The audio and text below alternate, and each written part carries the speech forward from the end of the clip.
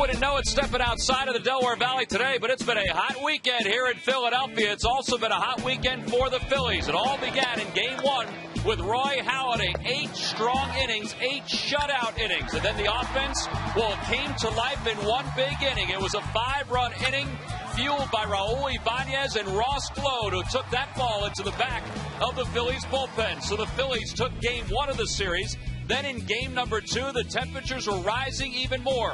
Over 100 on the field, and they're rising for Ryan Howard. He has been smoking hot, and this bases clearing triple in the 3rd was a big part of sending Ubaldo Jimenez to the showers early. Jason Worth thought he had time. Fortunate he didn't. Ryan Howard was able to score. Then in Game 3, similar situation, a tie ball game. Miguel Oliva doesn't know where the ball is. Rafael Betancourt doesn't know where the plate is. And Jimmy Rollins scores the go-ahead run. And then Brad Lidge comes on with the bases loaded. He's able to get the final out with a nasty slider on the inside part of the plate. So this afternoon, in front of another sold-out crowd here at Citizens Bank Park, the Phillies will go for the series sweep. There's a number of beautiful shots ready to be taken, and we'll see if the offense will be part of that.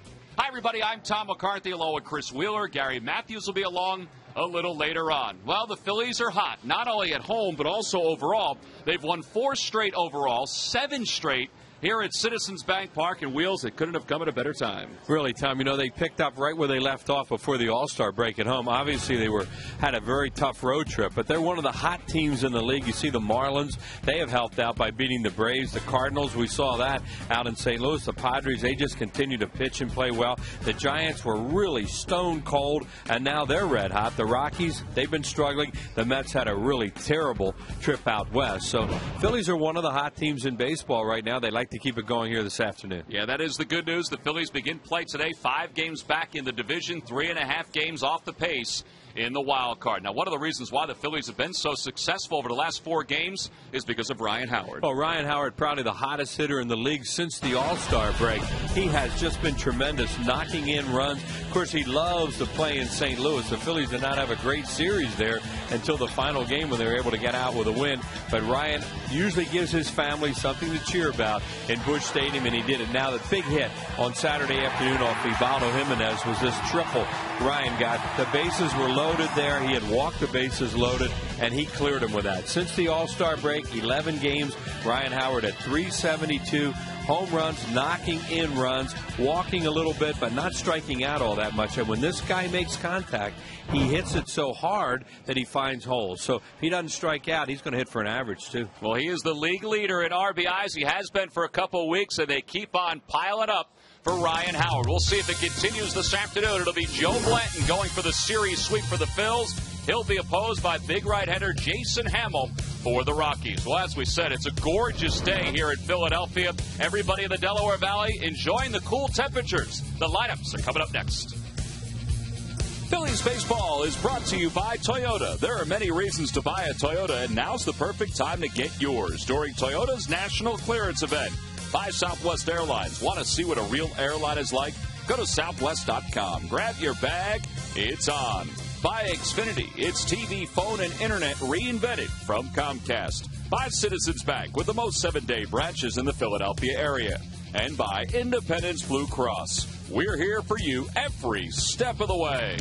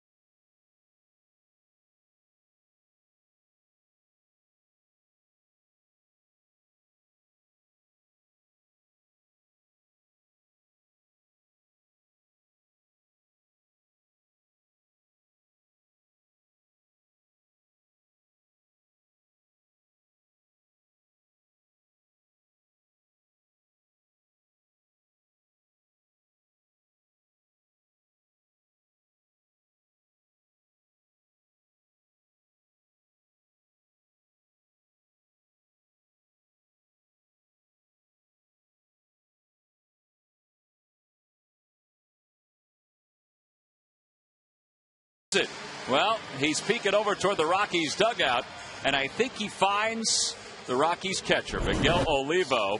And Olivo and Dexter Fowler are making the Fanatic polish their spikes in order to get the key back. I guess he'll do anything just to get that four-wheeler off the field because he doesn't want to get hollered out by the umpires. There's the key. He's in rare form today, boy. There it is. He wins the battle. Just shows you how much the opposition enjoys the Fanatic. You know, you hear players talk about that all the time, that they love him, and they do. He is great. Well, Mort's getting a kick out of the Fanatic right now. That's it. Use Mort to protect you, Fanatic. Let's take a look at the Rockies lineup today, brought to you by Xfinity, only from Comcast. Leading it off in left field, Seth Smith. Jonathan Herrera, the second baseman, bats second. Carlos Gonzalez is in center field, hitting third, followed by Jason Giambi, the first baseman. Ryan Spilborghs is in right field. Ian Stewart bats sixth. He's over at third base. And in the bottom third of Miguel Olivo, Clint Barmas, and Jason Hamill. And they're facing right-hander Joe Blanton. Joe is looking to get over the hump here. 16th start of the year, 3-6, an ERA that's over 6, but it's coming down. That's the good news. He didn't pitch all that bad his last time out, Wheels, but he still was saddled with the loss. He was, Tom. You know, that was that game where, you know, Charlie had him bad in the 6th inning with the bases loaded because he just felt that was the best way to go with what he had coming off the bench with 2 outs. And game was tied, and he wanted Blanton to stay in, and then Joe threw the home run ball after that, and the Phillies wound up losing that game. So there's our Southwest Airlines scouting report. He has been a very good second-half pitcher. They're hoping that he continues to do that. And the thing about him is he seems to go through lineups pretty well, and then they have to watch him as the game goes along. Madsen and Lidge threw a lot of pitches yesterday, and they really weren't sure this morning, you know, what they could do with them today. Well, here we go. Seth Smith leads it off, and the first pitch is over at the knees, so we're underway in a good way. And it's no balls and 1 strike. Leading off is not an oddity for Seth Smith. Now, in this series, he's 2 for 9. This is the first time he's leading off in the series. But he has led off on this road trip for the Rockies, and he's done quite well for them. Well, they're trying some different things, too, to get going, just like Charlie. Fastball up and away, and it's 1 ball and 2 strikes. Phillies have an all right-handed bench this afternoon, and we'll get into that later. He had some reasons of why he wanted to go both ways with the left-handed hitters and also the right-handed bench. Well, Joe is trying to get Seth Smith on the changeup, and it remains 1 ball and 2 strikes. Last time out, Joe went 7, as we mentioned. He allowed 3 earned runs. In fact, it's back-to-back outings in which he allowed just 3 earned runs over 7 innings of work. And it's 2 balls and 2 strikes.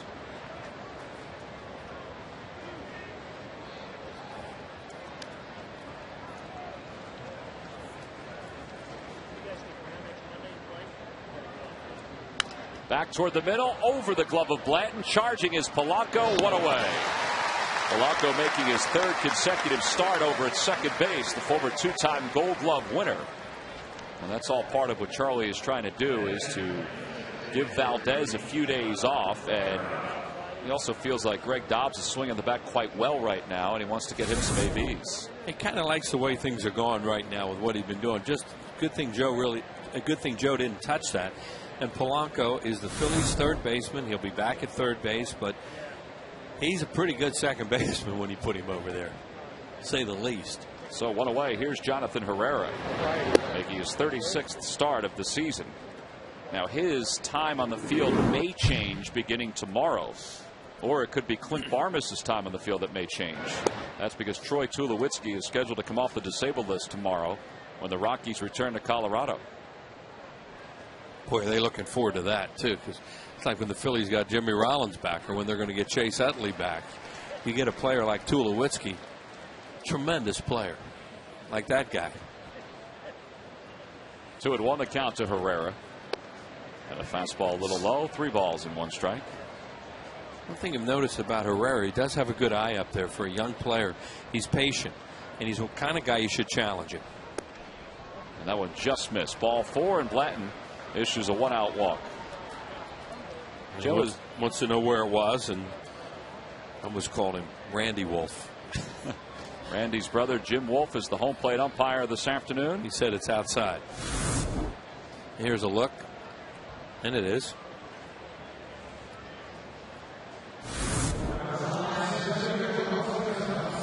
Chief. Darrell Cousins is over at second. Marvin Hudson is at first. And DJ Rayburn, who had the plate yesterday, is over at third. So 1 out, a base runner for the Rockies. Carlos Gonzalez is the hitter. Gonzalez hitting .316 here in the month of July. He takes a get-me-over fastball for a strike, and it's 0-1. Gonzalez has had a good year for the Rockies. He became the first Rockies outfielder to reach 60 RBIs before the All-Star break since '07.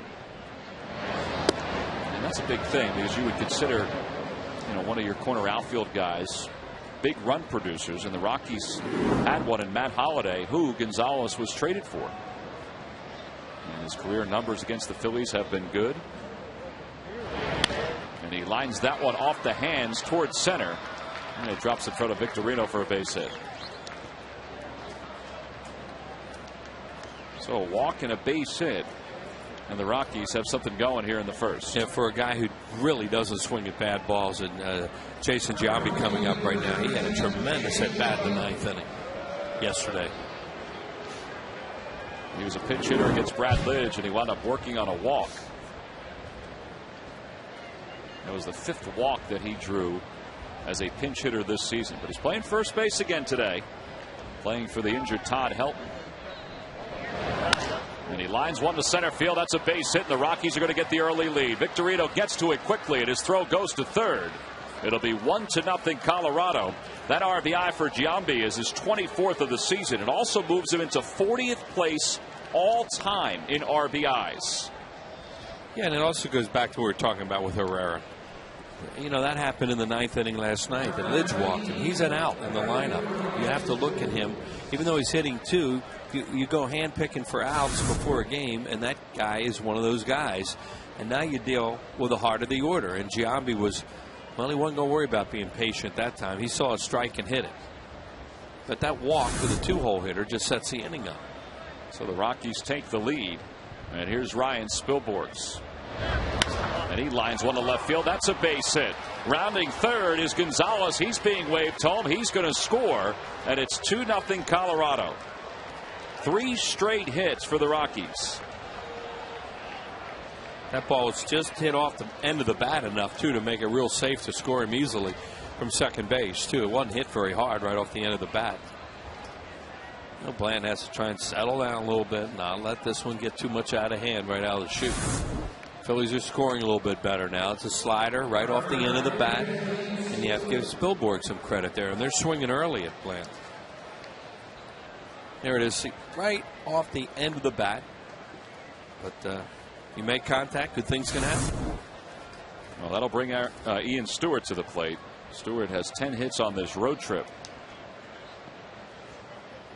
He is riding a 7-game hitting streak. 2 for 4 yesterday. And he takes a fastball outside, and it's 1 ball and no strikes.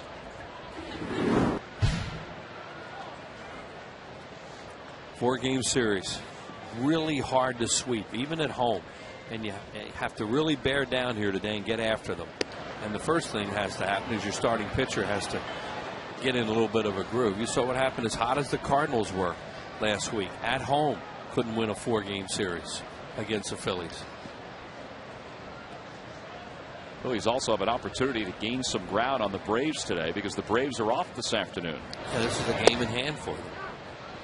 That's over at the knees, and it's 2-1. Phillies began play today 5 games back in the National League East as the Braves dropped 2 of 3 from the Florida Marlins. How about that? 14 first-inning runs, including 2 today, and 16 starts for Joe. Towards second base, that could be 2. Polanco has 1 with Jimmy at second. There's 2. So the Rockies scored 2 runs in the inning, but it could have been a whole lot worse. So good job by Blanton to settle things down. 2 runs, 3 hits, 1 man left. We go to the bottom of the first.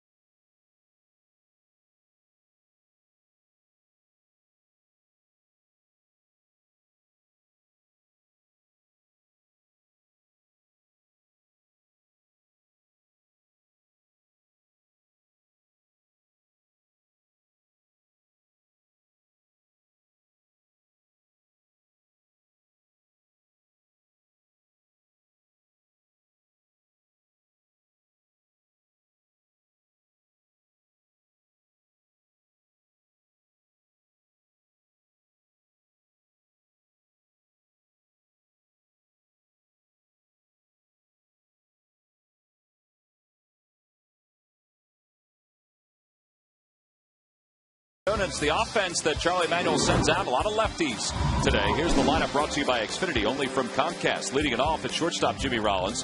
Placido Polanco, the second baseman, bats second. Raul Ibanez hits third, followed by Ryan Howard, the first baseman.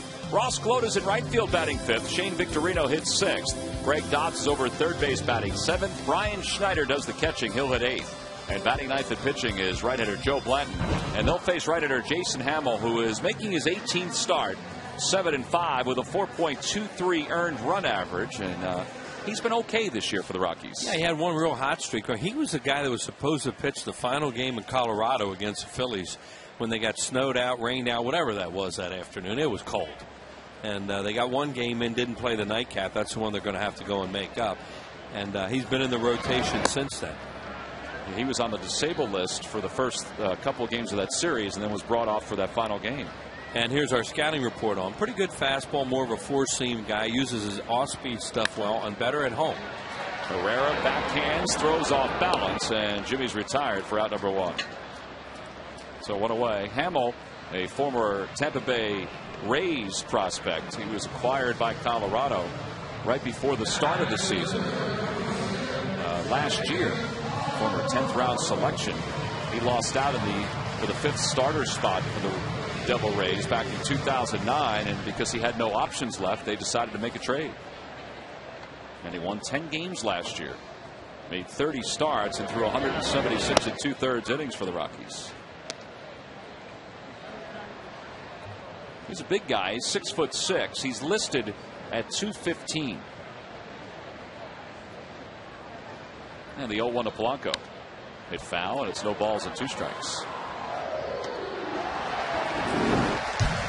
See Polanco's numbers, 316 with 6 homers. He's 3 for 13 in this series.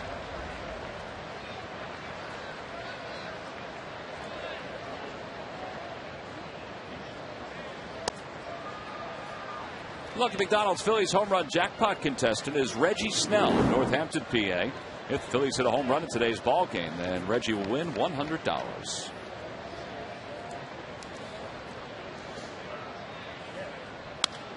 Hit towards shortstop. Barmes waits for it. After taking it on a couple of hops, he throws out Polanco, so they're 2 away. And Hamill's doing exactly what they want him to do, and what any pitcher wants to do after your team jumps out, and that's have a clean inning. Not let the Phillies come out and get some momentum and maybe get right back into the game. Long way to go, obviously. But that first inning can be very important because starting pitchers have trouble in the first inning. As Tom was mentioned on that note we had on Joe Blanton. A lot of starters give up runs in the first inning. Well, here's Raul Ibanez, who's had a good series and includes a pinch hit double yesterday. And Raul is not only seeing the ball a whole lot better, but he is really driving the ball well. And that's a good thing if they can get him going consistently. Overall is the number 3 hitter. He's batting .346 this year. As Charlie continues to try to find the formula to replace Chase Utley offensively. Yeah, he's been doing so many different things, juggling guys around, as you say, trying to find some kind of formula. 3-0 the count. And this has been working a little bit, and he also likes the fact that he's getting Francisco and Glode some at bats because they obviously are swinging the bats better, and so is Greg Dobbs since he's been playing a little bit because the bench really wasn't doing a whole lot, and now they are.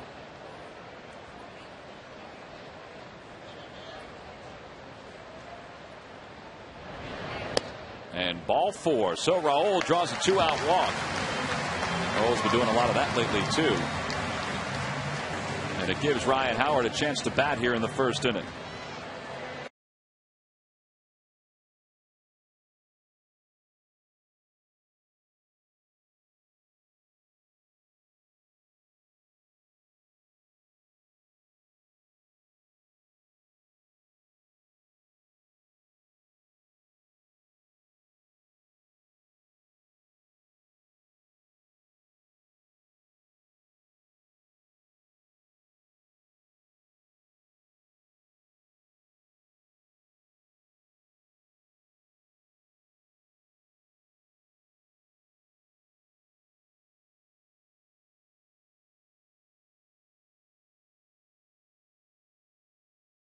He would turn around and said, "You all right?" And I said, "Yeah, I'm good."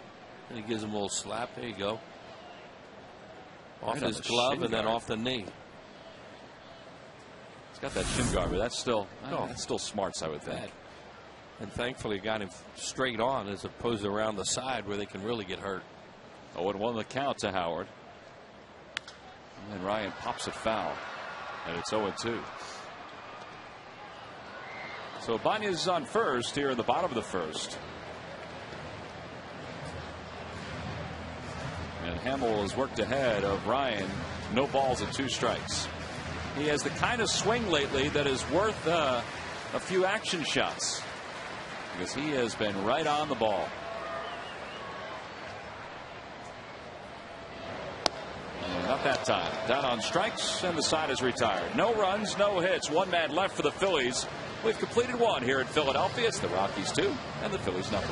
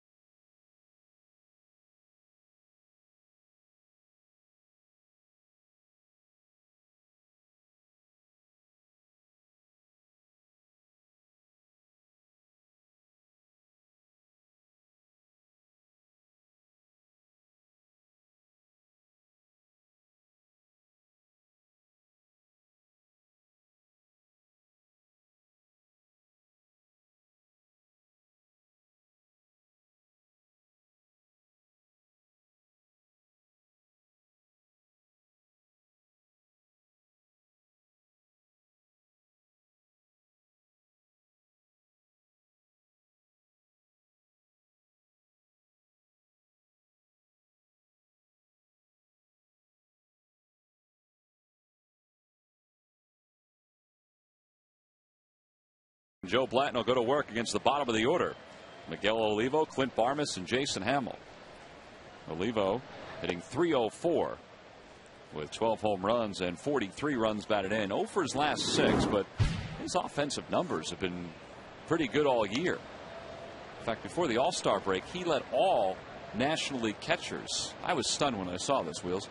All National League catchers in average, in home runs, and a couple of other offensive categories. And when you have Brian McCann in the league, you're always surprised by that. Well, we were kidding about those triples the other night, and that precipitated some fun with our friend Tim McCarver about catchers running and all that. But, you know, he plays in that big ballpark, and he does shoot the ball in the alleys. And he, you know, someone you could say whether he's a hot dog or whatever he is, he plays with a lot of enthusiasm.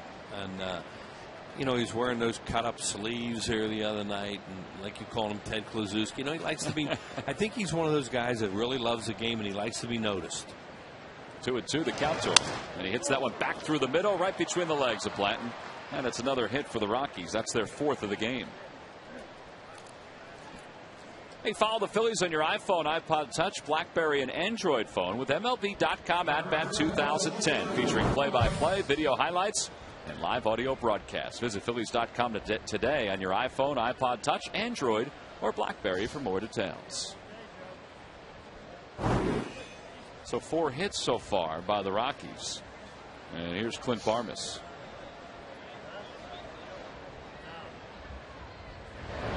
Barmes is hitless in his last 4 games. There's some thought, actually, Wheels, that when Tulowitzki comes back, that it's Barmes that'll lose out on playing time. Well, the other guy's playing really well, and I don't mean to call him an out because he is hitting second in the lineup, but he isn't a guy that, let me put it this way, you shouldn't walk him. Because when you look at his numbers, he's a high batting average, but it's like 80%, 90% of his hits are singles. So those are the kind of guys you don't walk them. You make them hit. And in the Phillies' case, they've been walking him a little bit too much. In the air to right field, Ross Glode playing for Jason Worth this afternoon. He's under it as the wind brings it back. And there's one out. I have said that for a while. The wind's going to bring the ball back. That's for sure. It is a gorgeous day. I mean, as hot as it's been here in the Delaware Valley, that's how refreshing this afternoon's temperatures are. Beautiful sky over Center City. And just a real comfortable day to sit and watch a ball game. Yeah, and the wind's out of the northwest, so as a result, it's blowing left to right, and actually in just a little bit because you can feel it coming in the booth, which feels kind of good today. Here's Jason Hamill. He's up there to probably try to sacrifice Olivo up to second. He squares and takes a pitch for a strike. He has 5 of them this year, so he obviously is a guy who can get a bunt there. 4 for 29 overall. Taking a long look over Rich Dower, the third base coach for the Rockies.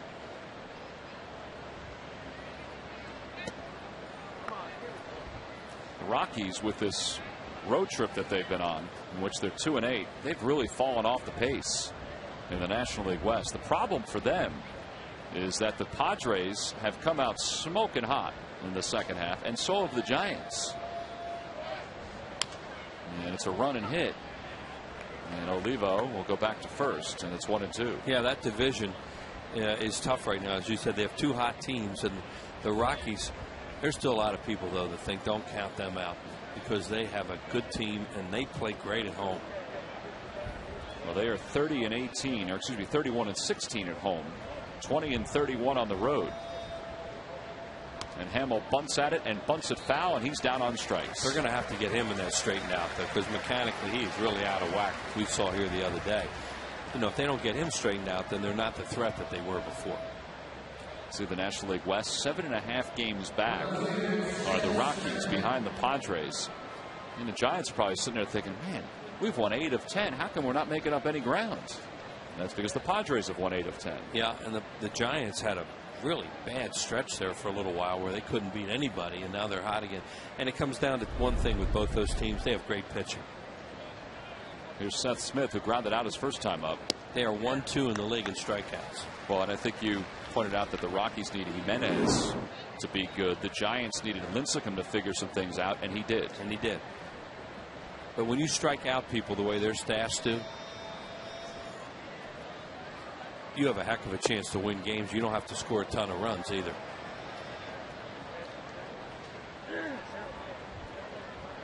One ball and 1 strike, the count to Smith.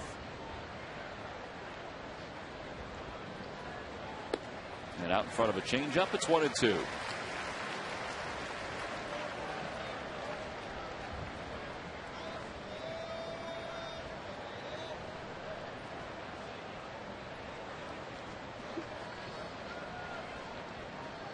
Runner goes, and the pitch is hit foul. And it remains 1 ball and 2 strikes. Olivo has stolen 5 bases this year.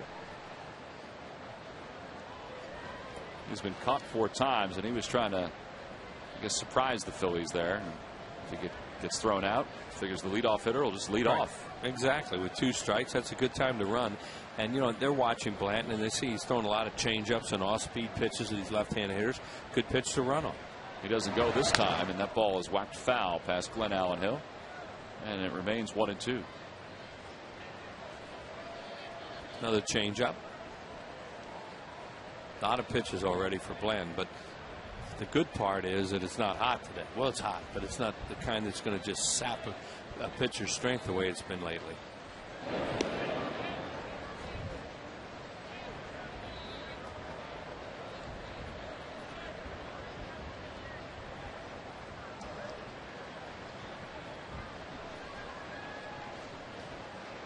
Runner goes, the 1-2 hit foul off to the left and out of play, and it remains 1 ball and 2 strikes. Mentioned they could conceivably be short out there today too. They're going to have to check with Lidge and Madsen before the game and see what they could do. And you know, there was no BP out here, but they'll go out and throw before the game. They were throwing out in the outfield, and Charlie said that. He said, "I don't know right now." This is when we did a show a couple hours before the game. He said, "I don't know what I have out there today." So he's kind of hoping to get a lot out of Blanton. Another foul ball by Smith. Well, the Rockies are in somewhat the same boat. Now, it looks like what they're going to do is they're going to have Aaron Cook available in the bullpen just in case they need a couple of innings, because Cook had somewhat of a short outing last time out on Friday against the Phillies, just 4 1/3. Now, he threw a handful of pitches, but you figure this is a side day, so he could throw out of the pen for the Rockies.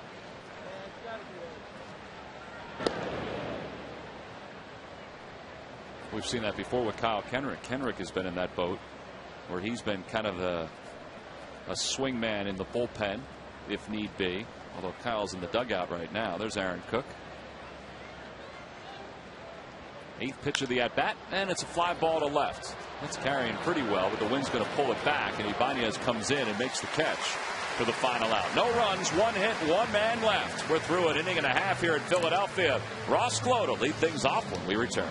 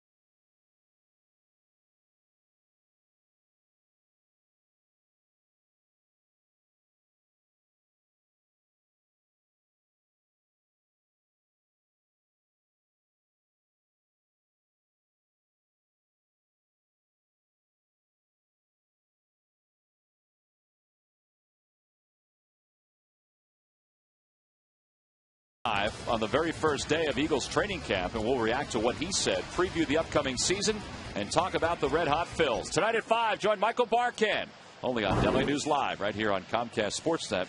Michael's doing some research right now. He's studying, so he's ready to go on Daily News Live and ready to talk about the Phils. Deep in thought over there. Huh? Michael does such a good job on that show.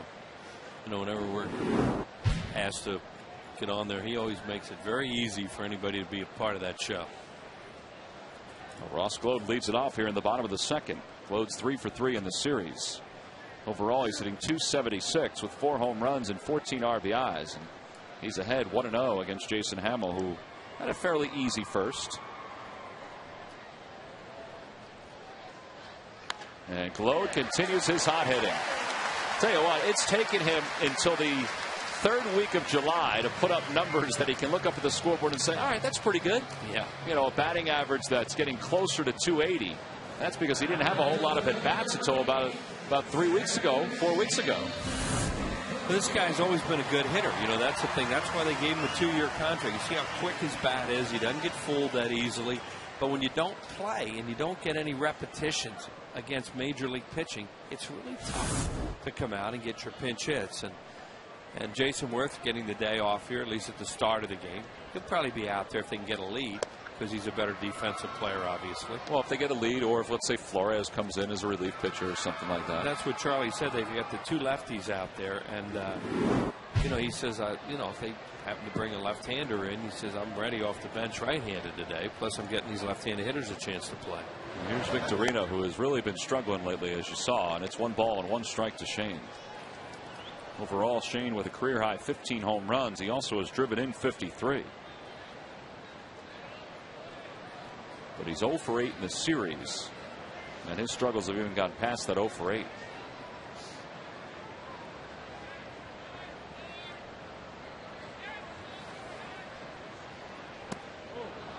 Boy, that ball just ate him up. Slider that just kept on cutting inside. And it's 1-2.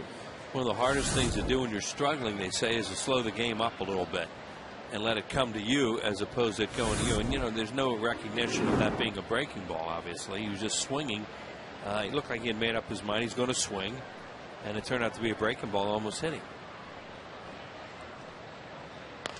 Another breaking ball. This one he hits foul. But he's a guy who has hit in the major leagues, and you expect him to do it again. But when you say slow the game up, it's just sometimes when guys are struggling the way he is, they speed everything up, trying to make things happen. And you try to do that in baseball, and you'll keep struggling. It's probably like that in every sport. I would think so. But it's easier said than done. Well, he got a fastball, but it's low, and it's 2 balls and 2 strikes to him.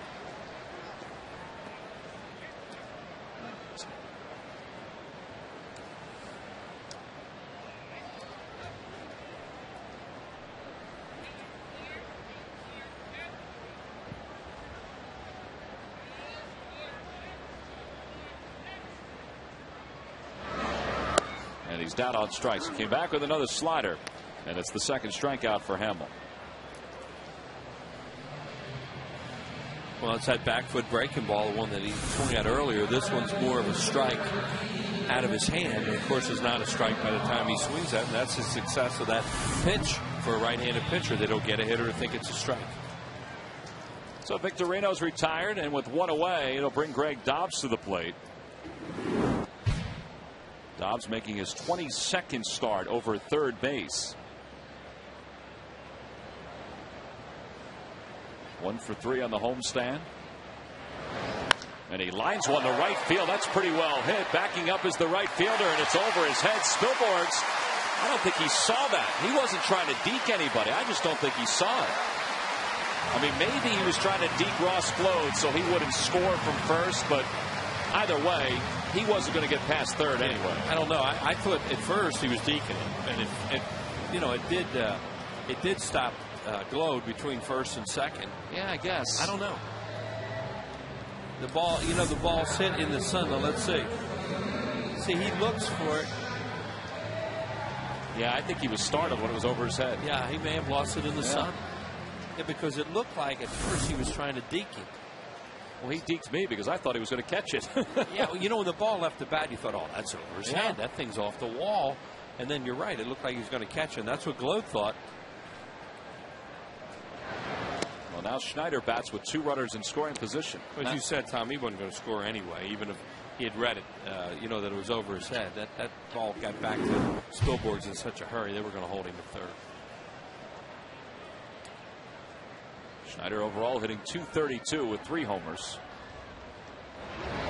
And it's 2 balls and no strikes. Yeah, they really need to get a run out of this if they can with Schneider here. The infield's back, giving you a run. The idea that it's not a great idea to intentionally walk him here. They're not going to intentionally walk, but even pitch around him, because when you do that, you have to think you're going to face the leadoff batter because there's only 1 out. And they have a lead. So this is one of those minimize the damage things that we talk about. Yeah, ground ball with the infield playing back should score Gload from third. Right, and then they think they could get the pitcher out and then still lead 2-1. 2-0 the count. And a pop-up foul. Stewart gives it a look. That's going to be way back in the seats, and it's 2-1. So that situation hitting. Brian Schneider knows what his job is right now, and of course Hamill's trying to prevent him from doing it. There's Joe Blanton waiting on deck. Blanton does lead pitchers in one category, and that's runs scored.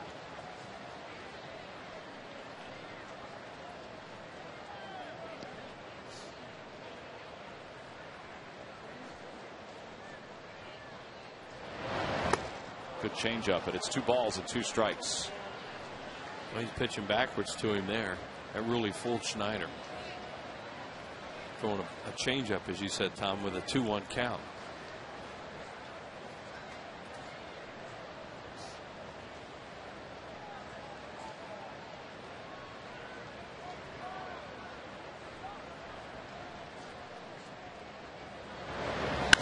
Opposite way, that's going to be a base hit, and the Phillies are going to tie this ball game up. That's a good piece of hitting by Schneider. Gonzalez dropped the ball and then ran into Smith. How about Schneider? He's going to try for 3, and he's there, standing.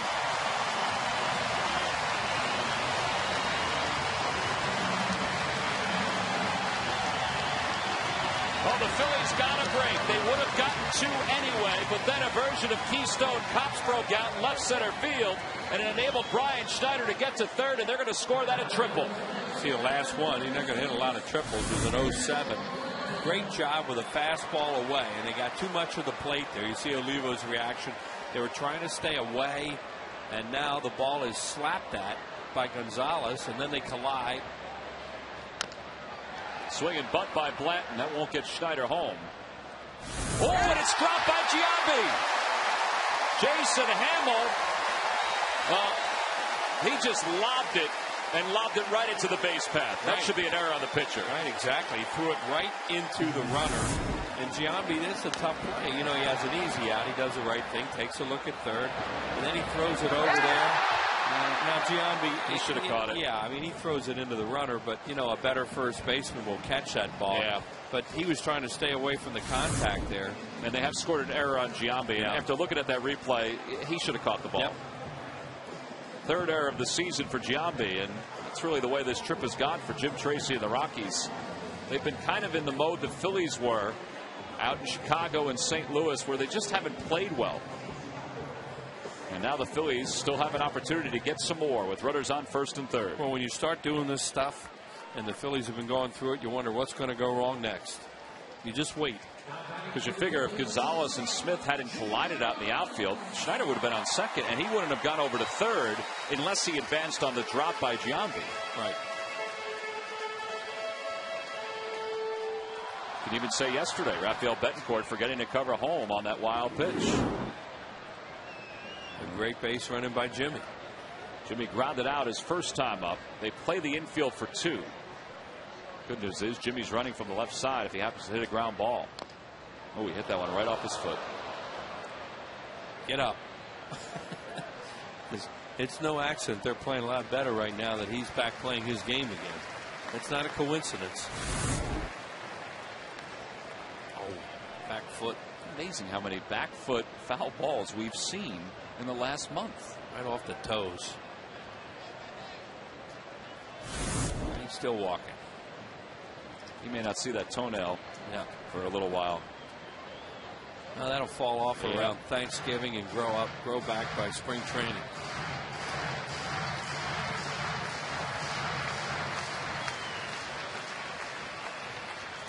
Now, of course, as a hitter, you think he's going to throw me that back foot slider again. Now you know it's coming in there, and you don't want to swing. His foot may tell him not to. That's right. Your whole body saying, don't swing at that. Here they come right back in there. Oh, he missed the spot. Olivo wanted it inside. It was a fastball way outside. 1 ball and 1 strike to count to Jimmy. See where he wanted that? Set up in here, and it goes out there. He just missed the spot. That's all. But he figured they were going to go back in his kitchen again.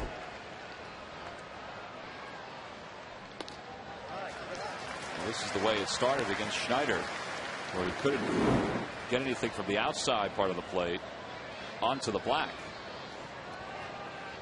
And what Jimmy's done, 4 hits in his last 4 at bats with runners in scoring position, and the Phillies are playing better baseball. Good spot to hit here. The count 2-1. And he pops a foul over the third base side, and it's 2-2. Polanco waits on deck. Jimmy's still in a lot of pain. Yeah, and this guy won't give in with fastballs too much. That was a breaking ball there behind in the count. Yeah, he's struggling with that left foot right now. Which I'm just kidding, but dead serious about get up because they need him.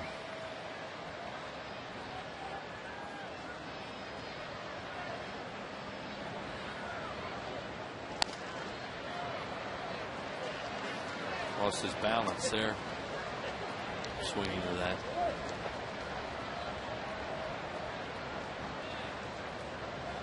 Mark Anderson, one of the Phillies athletic trainers, standing by.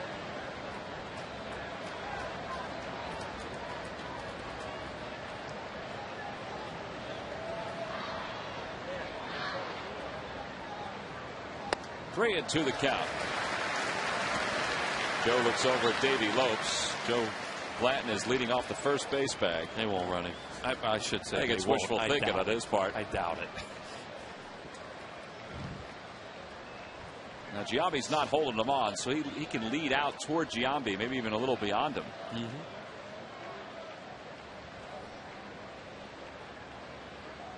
He doesn't go, and the pitch is hit foul right between the bag and Davey Lopes, and it remains 3-2. Well, Hamill had an easy first inning, but now they're really making him work, and his pitch counts up into the 30s, 35. So both these starters are working hard here today early in this game. Well, this will be the 8th pitch alone and the 22nd pitch of the inning. 8th pitch alone to Jimmy.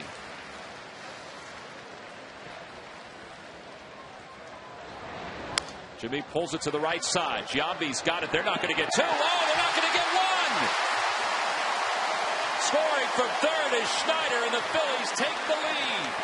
That'll be the second error of the inning for the Rockies on the board. And it's really the third error overall. Yeah, that'll be on Giambi again.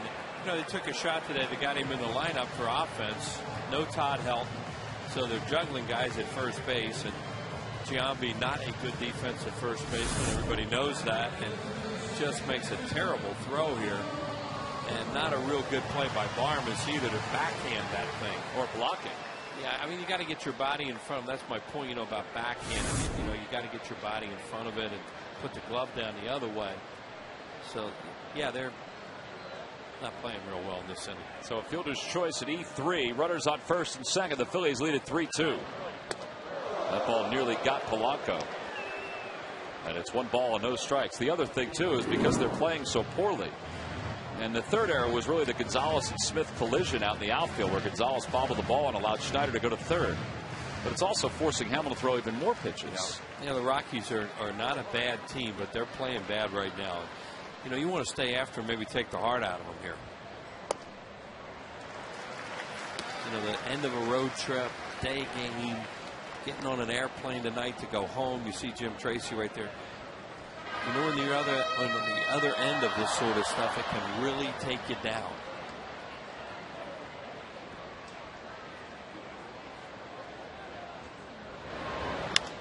On the hands of Papa, short center. Barmes, the shortstop, is out. And the infield fly rule was called, and there are 2 outs. And I'll tell you what, they were fortunate there, because I mean, any shortstop should be able to make that play, but Gonzalez was in the neighborhood. He probably should have called him off. I'm surprised they called the infield fly rule, to be honest with you, because he was fighting the wind and the sun there to the point where that was not quote-unquote routine.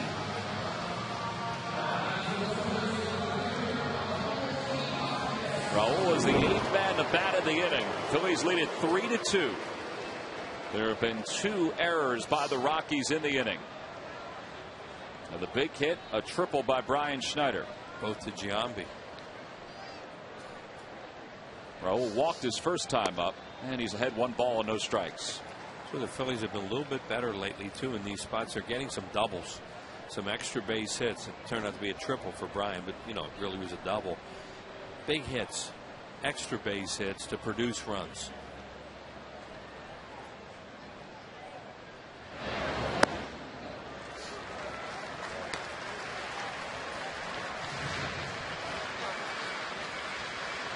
He's headed toward 30 pitches this inning.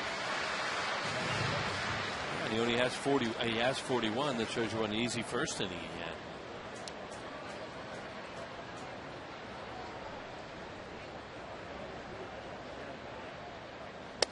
Three balls and no strikes now to Ibanez. And Miguel Olivo's out to the mound to talk to Hamill.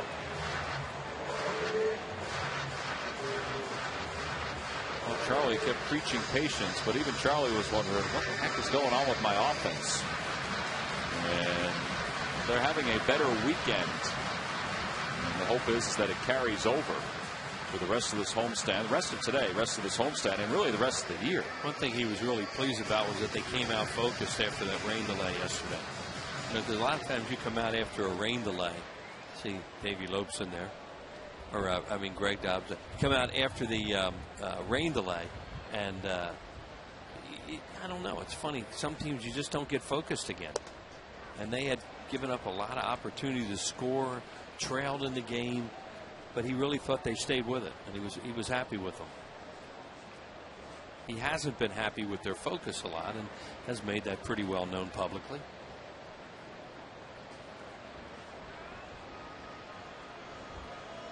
3-1 the count to Ibanez. And that's a strike just at the knees. It's 3-2. It was very close to the ball that Ibanez took for ball 4 his last time up. So the runners will be off, not being held on at first or second. Blanton's on second. Jimmy's at first.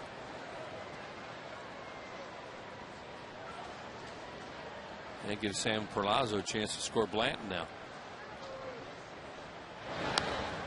And he skips that one over the screen behind home plate.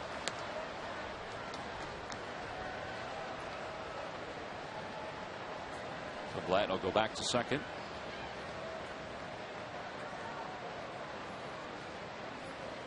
And Jimmy back to first.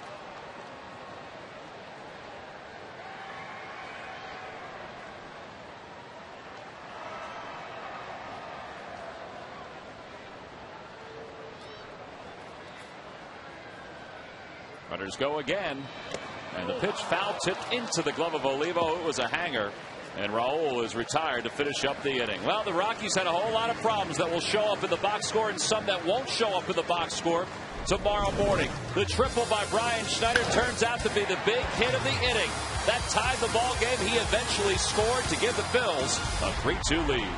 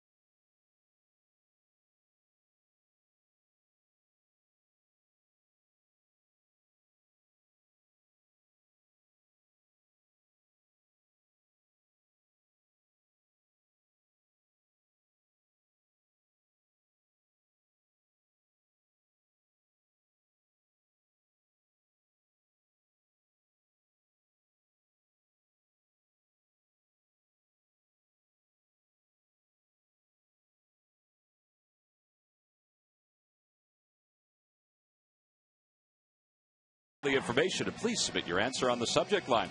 Well, the question is, what former Philly holds the dubious distinction of making the first error in Rockies history and also being the first player ejected from a game in Rockies history in their inaugural season of '93?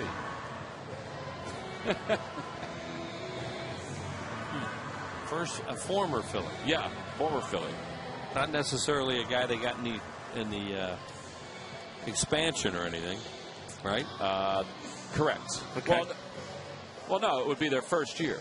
Yeah, okay, their first year season, so they would get him in some way, shape, or form.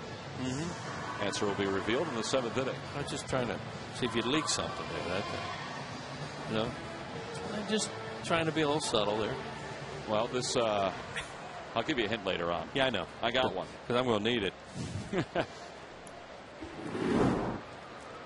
We start the third, and Johnny Herrera will lead it off for the Rockies.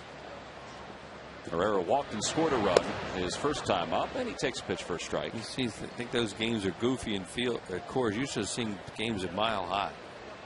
That was obviously a football stadium that they were trying to play baseball because of the dimensions and everything. Oh, it was really short in left field and really deep in right center.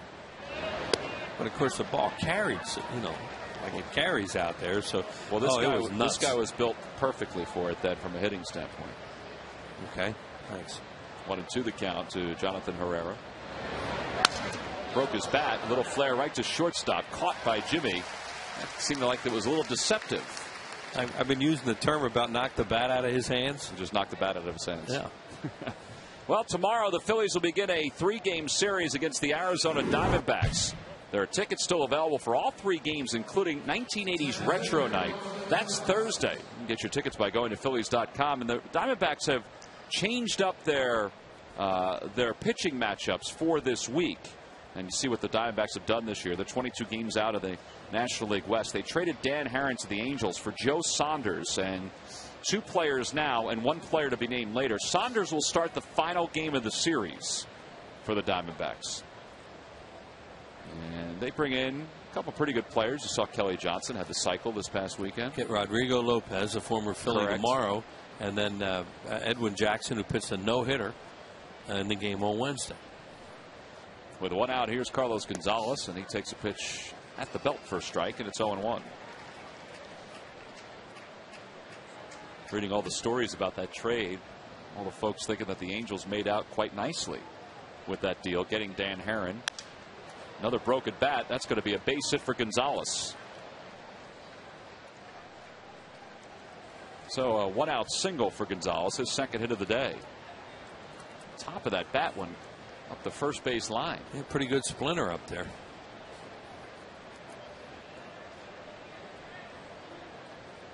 There's Jimmy. Fouled that ball off his foot. I'm sure he's still feeling it. Fortunately, though, he's not walking with any kind of a limp. He was walking around the box with a pretty good limp before. Here's Giambi, who takes the first pitch low, and it's 1-0. And this, of course, why Giambi's in the game today, is to try and produce some runs for him, then get him out of there later for defense. Because this guy can still hit. There's Jimmy tapping that foot. It was the left foot that he fouled the ball off of.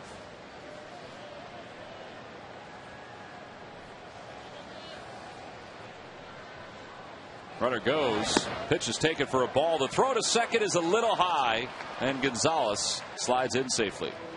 That's his 14th stolen base of the year. Good pitch for Carlos to throw on him. As Tom said, it was high. That throws down, they probably have him. Gonzalez got a great jump here. You see it's high with the throw, or he's out. And I don't know why he would run there with that hole open for Giambi and only 1 out, except that he made it. Now it's a good play. But if he's out, down by a run with this guy up, that's really not a good play. 3-0 the count now to Giambi. Last couple pitches have been pretty close to him, but Jim Wolf has not given them to Blanton. And Giambi's not going to swing unless it's a strike. And ball 4. So 2 aboard here in the 3rd. And that walk is the 2nd one issued by Blanton.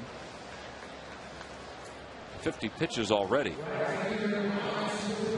And it'll bring Spilborghs to the plate. Phillies scored 3 in their half of the 2nd. And they're trying to keep the Rockies off the board here in the 3rd.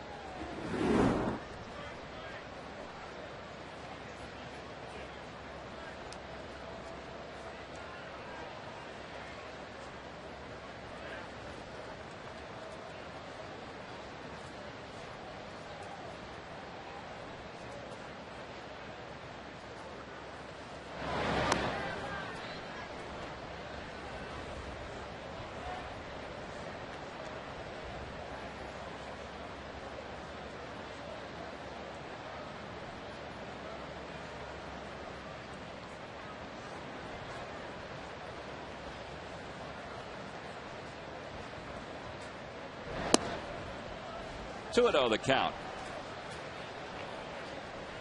Joe had a fairly comfortable 2nd inning after allowing the leadoff single to Olivo.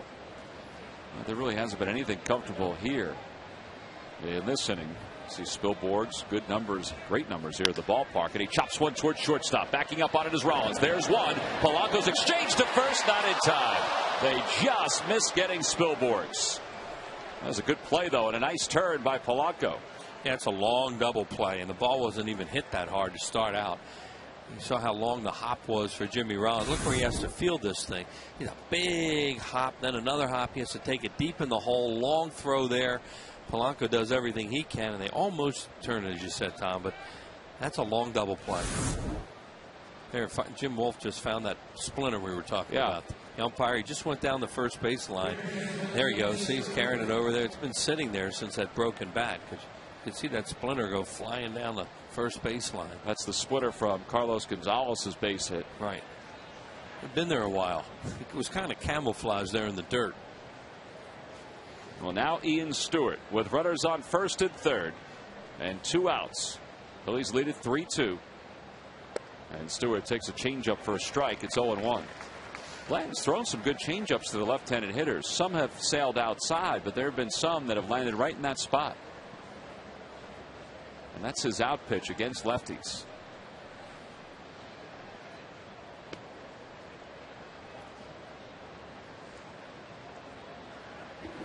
Stewart bounced into a 4-6-3 double play his first time up.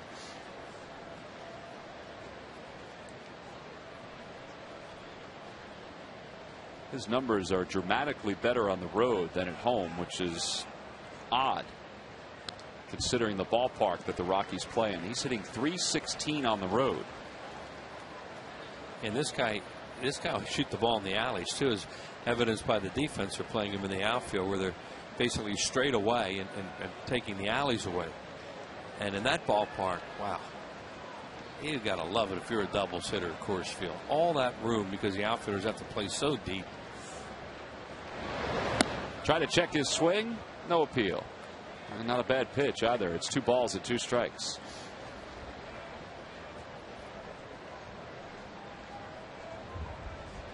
These are important innings for Blatt. There have been times this year where the Phillies have given him a lead, even if it's a small one like this. He hasn't been able to keep that lead. Flares that one towards short, caught by Jimmy Rollins, and the side is retired. No runs, a hit, 2 men left for the Rockies. They've stranded 4. We go to the bottom of the third, and the big man is due to lead it off.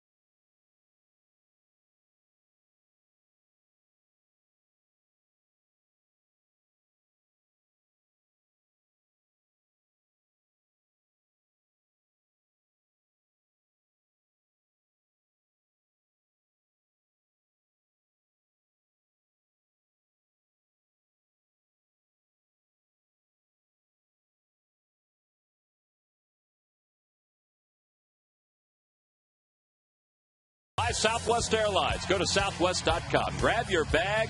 It's on. And by Coca-Cola, the official soft drink of the Phillies. Last of the third. Phillies lead it 3-2. Bright sunshiny afternoon here at the ballpark. And the Phillies scored 3 runs in their half of the second to take the lead. Now they're looking for some more. It'll be Ryan Howard, Ross Claude, and Shane Victorino. Ryan struck out his first time up. And he takes the first pitch, a slider inside. It's 1 ball and no strikes. Pitch he struck out on too. He got him to chase a slider his first time up. And Ryan, we talked about in the opening, as the Fanatics having some fun out there, has really cut down his strikeouts. And one of the reasons why he's swinging the bat so well, because he puts it in play.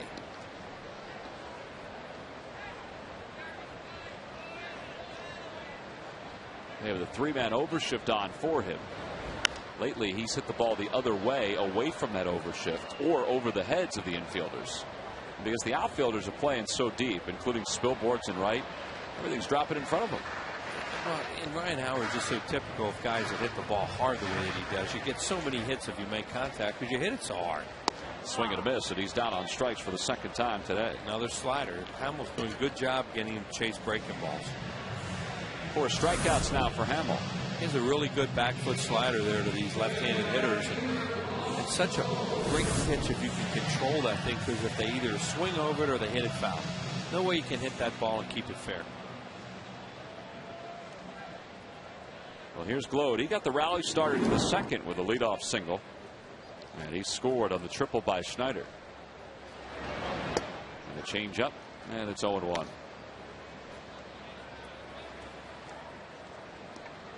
Talk about strikeouts. Ross Glode has only struck out 4 times this year in 77 at-bats. Talk about putting the bat on the ball. And one of the probably the main reason is that real short swing that he has. You know, he doesn't get full. Now, he doesn't walk a whole lot either. Right, he swings. He has a pinch hitter's mentality. He looks for a fastball and he whacks it. I said to him with the lack of playing time, I said, does your approach change? He said, No, like I said, he's used to pinch hitting so much, and they want a fastball early.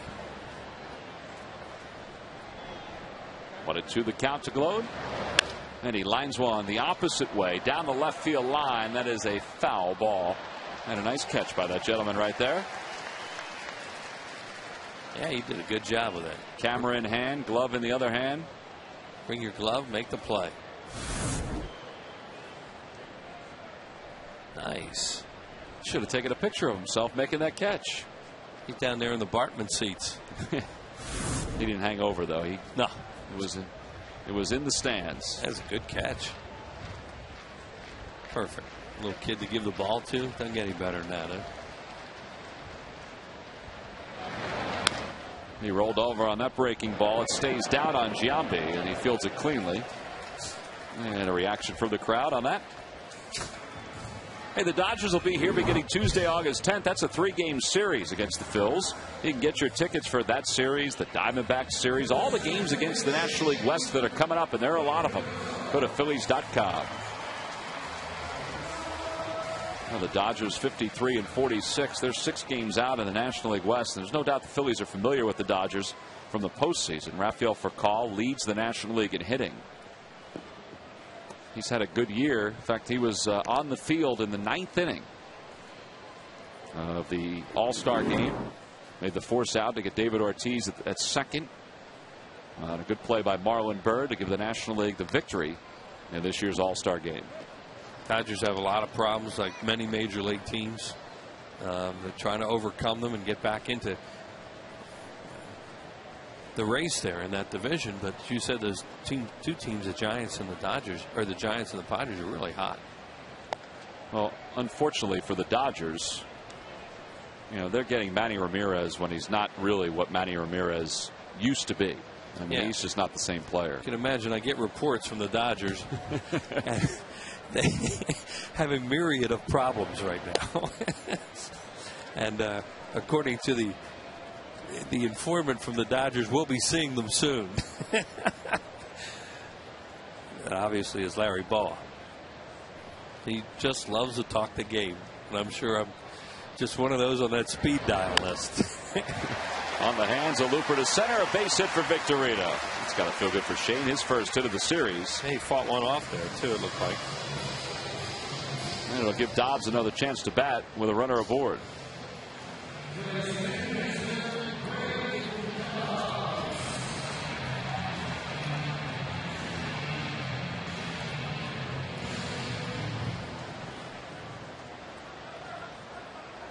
Dobbs doubled and scored his first time up.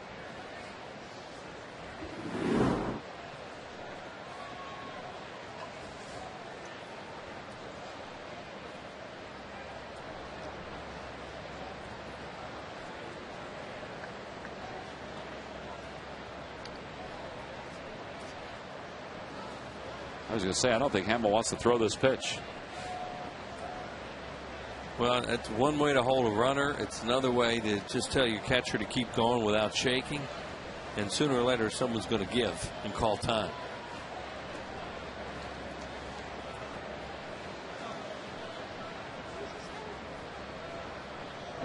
And a toss over, and Victorino, who has stolen 18 bases this year, gets back diving. Well, they know it's a good time to run. and he's a little slow to the plate because he's so tall. He'll try that slide step a little bit, but with 2 outs, great time for a guy like Victorino to run, get into scoring position if they think he can steal here. Davey has a lot to do with that. Lopes. Phillies do not have a lot of attempts this year, but they lead the league in stolen base percentage. And that may have been a good pitch to go on there. Breaking ball off the outside corner. None better. A curveball. We'll talk with Davey this morning about some things we working during telecast. I asked him about the running 3-0. It's amazing when you talk to him about base running what you learn.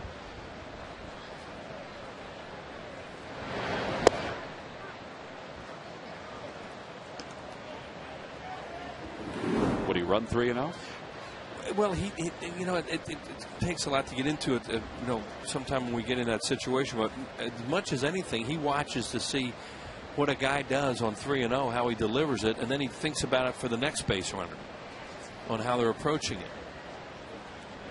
The throw over. Victorino's just back. Well, I would think that if there's a guy who's more comfortable throwing a changeup, if that's his best pitch, and he might throw it on 3-0, then maybe he'd send the runner. Well, what he looks for is to see if the guy is worrying about the runner 3-0. Does he slide step, or does he just go into a big high leg kick and throw home?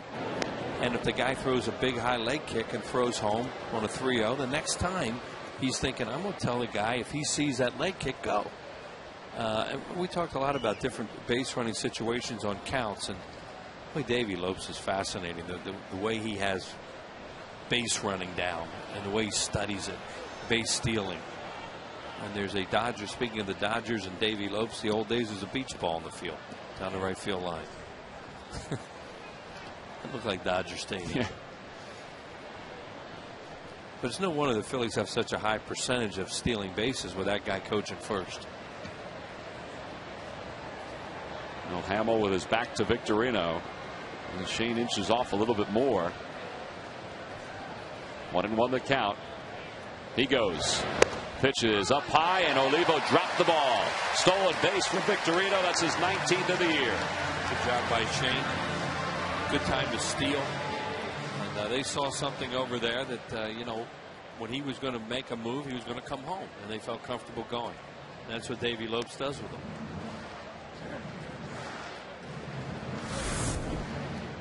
Whatever they saw now, the first move, right, whatever that was, they say, he's not coming over here, so we can go. And they did, and Olivo couldn't handle the exchange. So now Victorino's in scoring position for Dobbs. A base hit will score him. Inside, good play by Olivo to backhand that, and it's 3-1.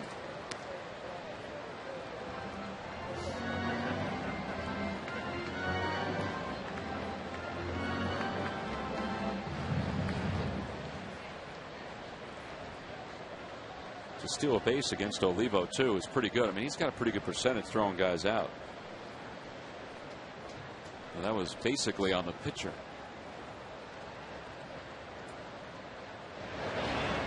And a breaking ball, that's in for strike two. 3-2.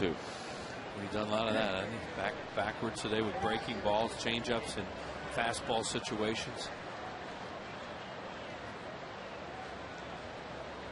It's actually a good pitch for Dobbs to take because, you know, even though it was up a little bit, you're not probably going to get a good swing. You're going to be fooled on that thinking fastball, and you still have a pitch to play with.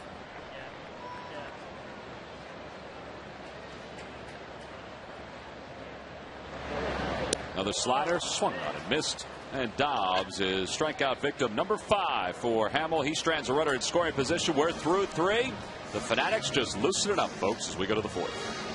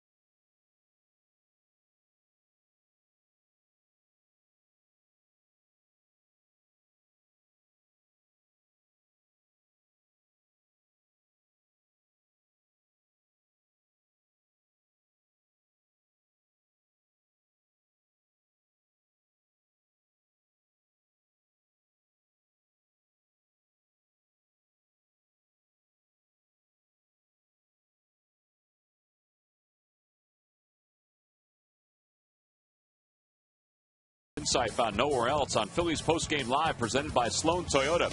That's right here on Comcast Sportsnet. Gorgeous day for baseball here in Philadelphia. Hope you're enjoying it wherever you are. Gary Matthews joins us here in the booth as the Phillies lead it 3-2. Good day to soak in some sun, have some popcorn, cool beverage. And the Phillies trying to sweep out the Colorado Rockies. And we've said it before, it is very difficult to sweep a 4-game series, but this is the kind of series that the Phillies would love to take to keep things rolling before the Diamondbacks come to town. And Miguel Olivo will lead things off. Olivo singled his first time up, and he's ahead 2 balls and no strikes.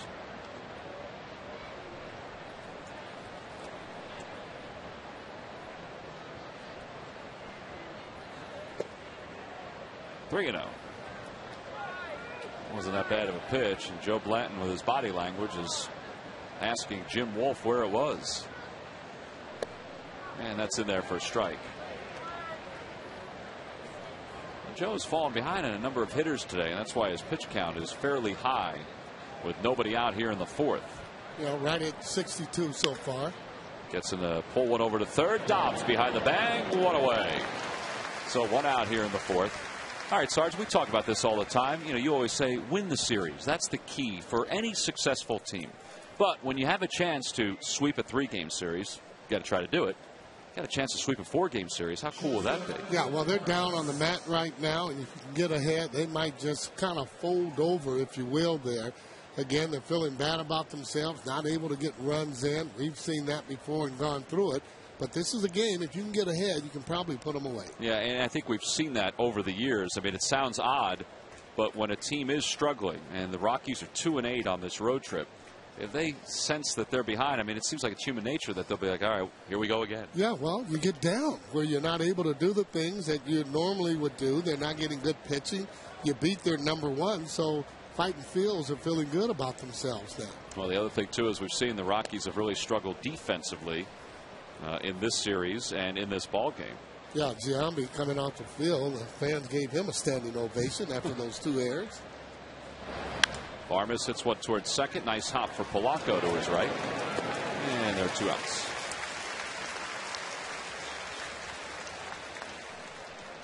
So 2 away, and here are those errors we were talking about. Well, this is the first error. This is not really a difficult play for a major leaguer as he looks him back, and he just booted that ball. Here's another play. Made a fine play and a good decision, but couldn't get to throw. As he bounced that one. Hamill takes a breaking ball for strike 1.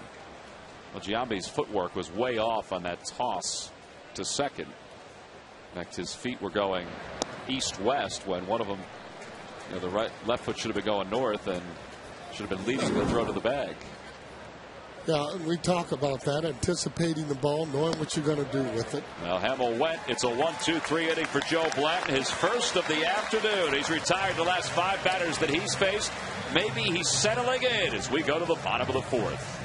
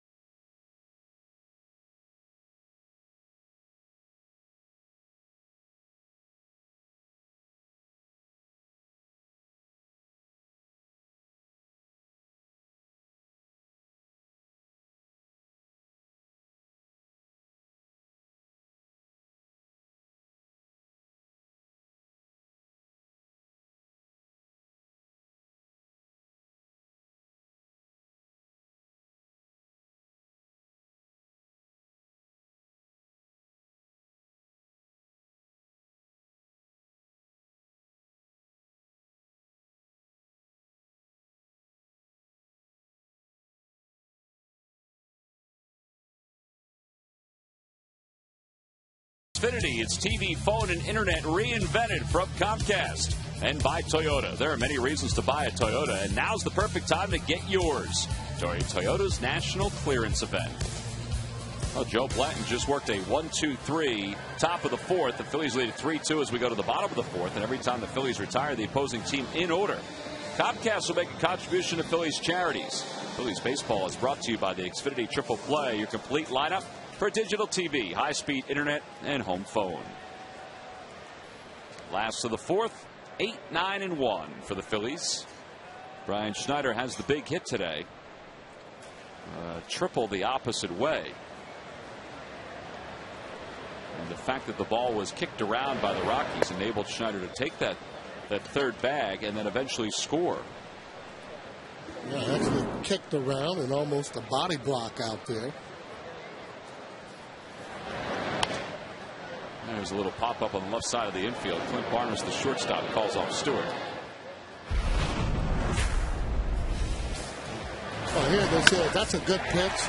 As he hits a good pitch right in the gap. But watch this. There's that body block I'm talking about. That enabled Schneider to get all the way to third. Clutch hit as he drives in two to tie the game. Well, Schneider gets the 2 RBIs in his first triple of the year. And Seth Smith, who ran into Carlos Gonzalez, there's Gonzalez. Smith, who was a former quarterback at Mississippi, said, "Hey, man, I thought my tackling days were over with." He backed up Eli Manning at Mississippi. 0-1 the count to Blanton.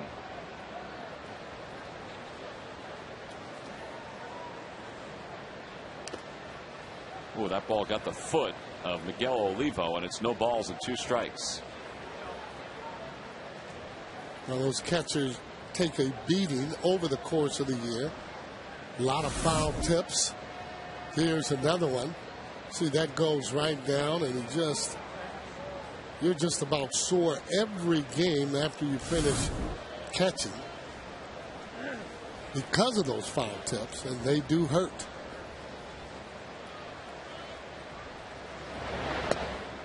And a call, strike 3, a fastball at 96.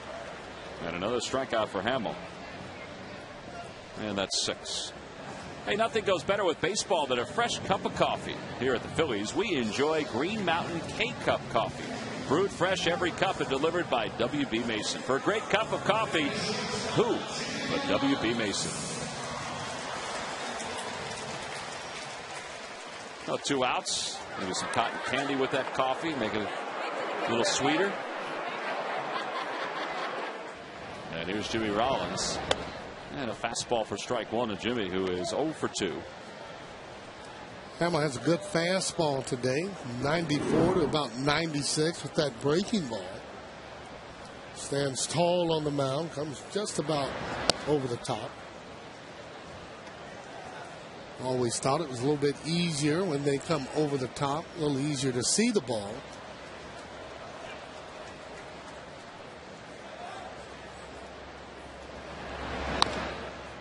He's had a pretty good slider, too. We just saw that slider there. And against the lefties, that slider's been getting inside to them.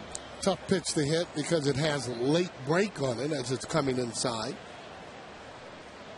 If it's breaking that hard, usually you will pull that ball. 0-2 the count to Jimmy. You want to go upstairs with it. And a swing and a miss. And another strikeout. 1, 2, 3 go the Phils. That's 7 strikeouts for Jason Hamill. We've completed 4 here in Philadelphia. We go to the 5th, and the top of the order is due up for the Rocks.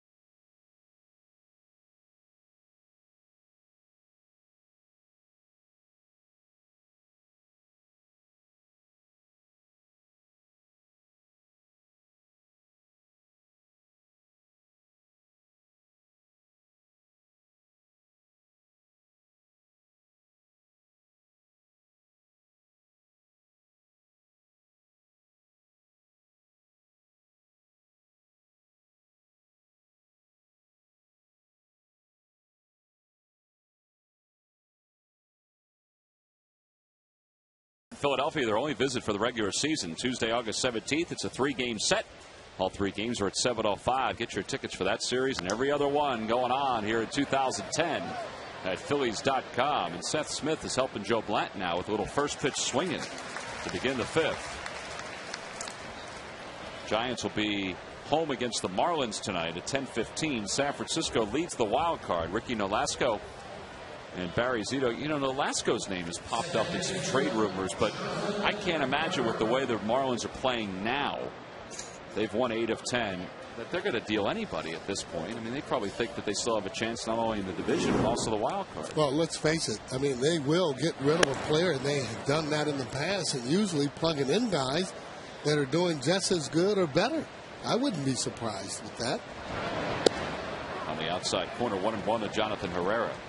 No, and every time we see Nolasco, he usually pitches pretty good out of the Cubs organization. Opposite way, and Ibanez has Herrera play perfectly. So 4 pitches, 2 outs here in the 5th for Blanton.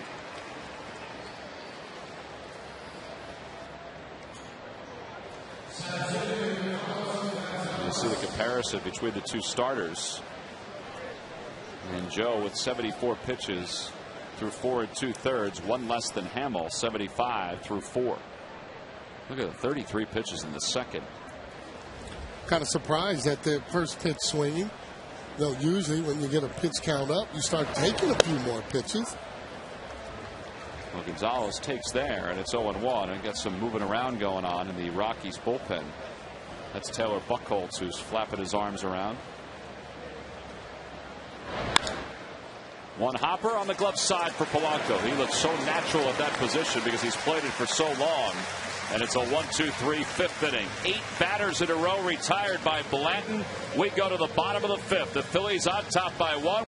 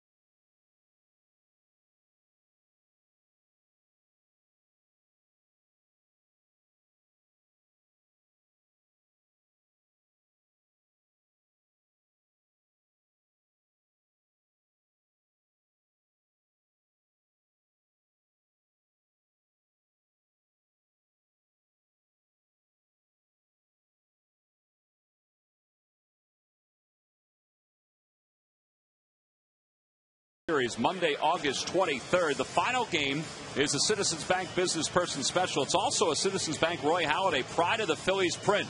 On that day, the Phillies will honor Roy's perfect game from earlier this season. Get your tickets by going to Phillies.com for that 4-game series. Bottom of the 5th, Joe Blanton and Brian Schneider chatting about the first 5 innings so far, and a real crisp 5th inning for Blanton. Speaking of the Astros will host the Cubs later on tonight. Carlos Silva will start for the Cubs, and boy, he had a very good first half, but he has not had a good July. Free agent pickup by Chicago. 0-2 the count to Polanco. That's what usually happens, though. I mean, if you look at a guy's career, again, getting off to a great start. Cubs thought that they had a little diamond in the rough the way that he was pitching and pitching very well, counting on him to win games, and he's kind of going right down where he normally is. There's Polanco who serves one to left. That's going to drop in for a base hit. He takes a wide turn around first, and he's aboard with a leadoff single. Picked on a breaking ball, off-speed pitch as he hooks it into left field. One of the reasons why he continues to hit 300, because he does use all different parts of the field. Center field, right field, and that one there to left. Well, now Ibanez. Raul 0 for 1. He walked his first time up, struck out in the second.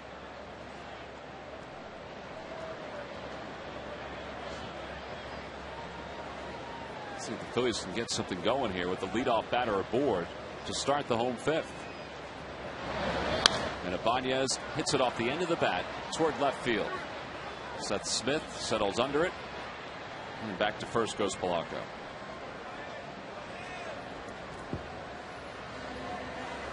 And one away for Ryan Howard.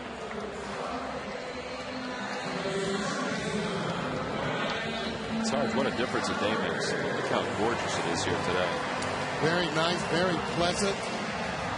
This is kind of baseball weather you like.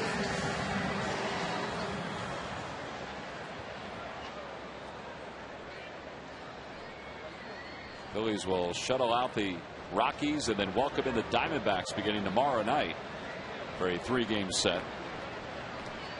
Ryan struck out twice today. It's not often lately that Ryan is going to strike out, let alone strike out twice in a game. He's just been that hot. 301 with 22 homers and 78 RBIs. Funny, take a look at all the offensive numbers that he's put up. You know, even add the runs scored, 63 runs scored, which leads the team. And folks started talking about, you know, if the Phillies have a success the final 2.5 months of the year, well, he's swinging like an MVP. Oh, no question about it. And the reason that average is up because he's been keeping those strikeouts down, making more contact.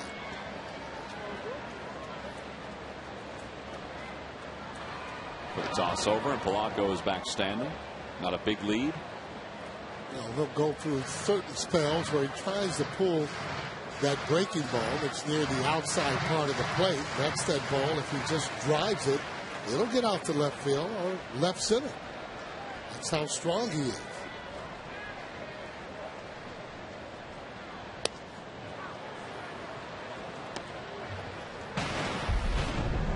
Well, here's the first 2 at bats for Ryan. How Hamill got him.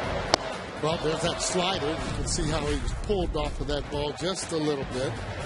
There it is again, or the cutter. So they are trying to tie him up and pitch inside to him. And if he goes away, usually it's going to be soft away.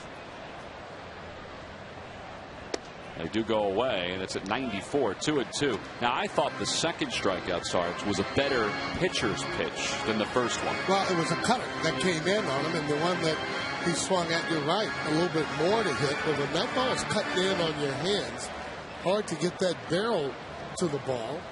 You're hoping just maybe to foul that pitch off if you can. 2-2 the count to Howard.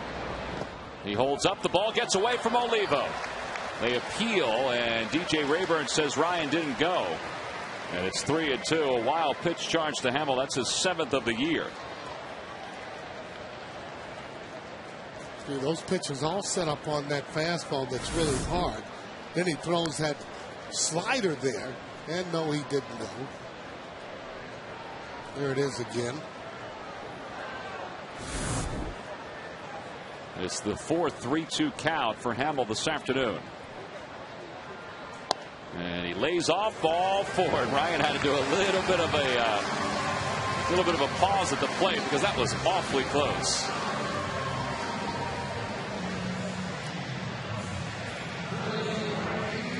First walk issued by Hamill. What do you think, Sarge? Thought that ball might have been in. Oh boy, that's a strike. Sorry. That ball is a strike. It was yesterday to finish the game, at least. Well, I mean, you're just looking at the break of the ball and the way it crosses the plate. I mean, for me, that's, you get called out on that pitch. Nothing you can say about it. Well, here's Glode. Ross has singled and scored. He's also grounded out to first. 2 aboard, bottom of the 5th. 1 out. And a slider in there for strike 1.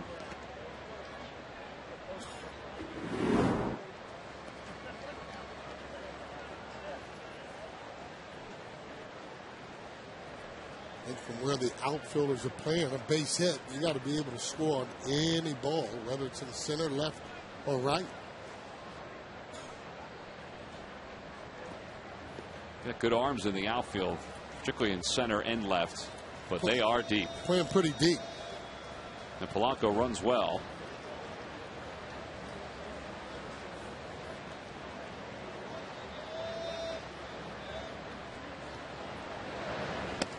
High fastball, and it's no balls at 2 strikes. Doesn't matter what level you're on. That's a pitch that a lot of times it's tough to hold up on if you're a hitter. I don't care if it's Little League, Babe Ruth, Legion, whatever. Absolutely. And then hard to get on top of that ball. And the reason that most hitters swing at it up there is that the ball looks so big. And Glode gets a piece of it to stay alive. Also got a piece of Olivo.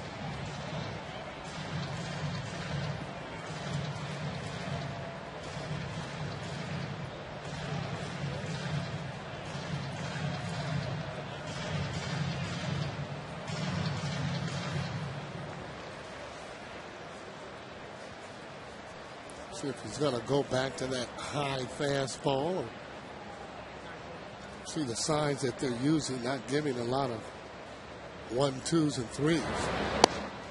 And a call, strike 3. So this time it is a strike. Yeah, that's what makes it difficult. When one hitter gets the call, the next hitter doesn't. That one might have been a little further inside. Good pitch, however, by Hamill there. Take a look at it. Boy, that looked like it was, as you said, farther inside than the one to Howard. Yeah, pitcher's pitch, however, as that ball is sliding in there. Well, he's throwing that in a pretty good spot. So 8 strikeouts for Hamill.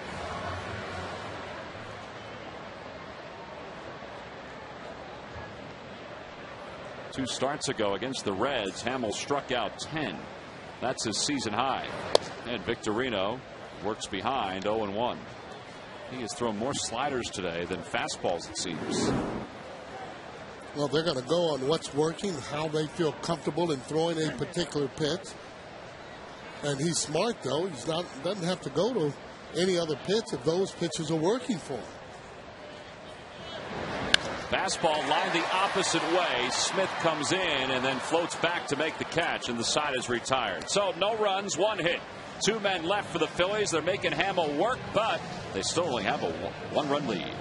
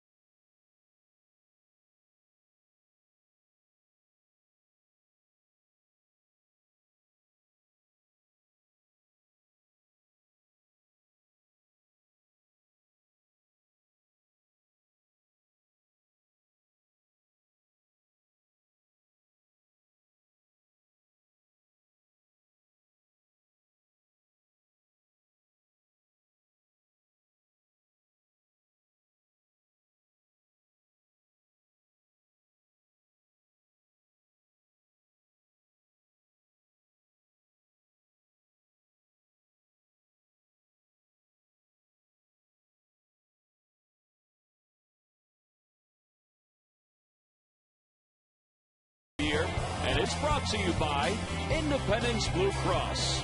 We're here for you every step of the way. Oh, it is a Citizens Bank Business Person Special here at the ballpark, and that's the theme that the Fanatic was using for his skit in between innings. Plenty of folks who took an early leave from their work environment today, including those guys who also got the extra advantage of being down on the field with the Fanatic. Yeah, where'd he get his jacket from? I don't know, but he's been hot, I think, this whole homestand. I mean, he's had some pretty good bits going. Yeah, he's good. Before the ball game, he was really funny with the Rockies players as Jason Giambi leads it off, and the count is 2 balls and no strikes to Giambi. Giambi singled and drove in a run his first time up. He's also walked today. It's a 3-2 Phillies lead. I don't know, Sarge. There are just some guys, and Giambi's one of those guys. And maybe it's just this series, but he does know the strike zone. Oh, no. He's a guy that throughout his career has walked quite a bit. And before he got all the injuries, I mean, he was driving in 130 home runs and playing every day. Well, you look at his on-base percentage for his career, 405. Albert Pujols leads the way at 426. Then Helton, who's always been good, at 424. Wow. Manny Ramirez, I'm surprised, but he does take a lot of pitches. Spilborghs shoots that one foul down the right field line. Glode gives it a look, but it's out of play. And it's 0-1.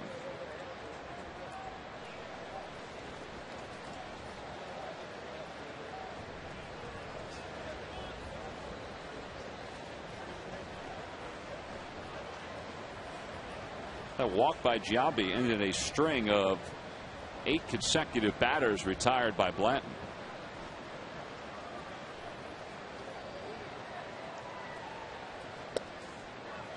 At the knees, and it's strike 2.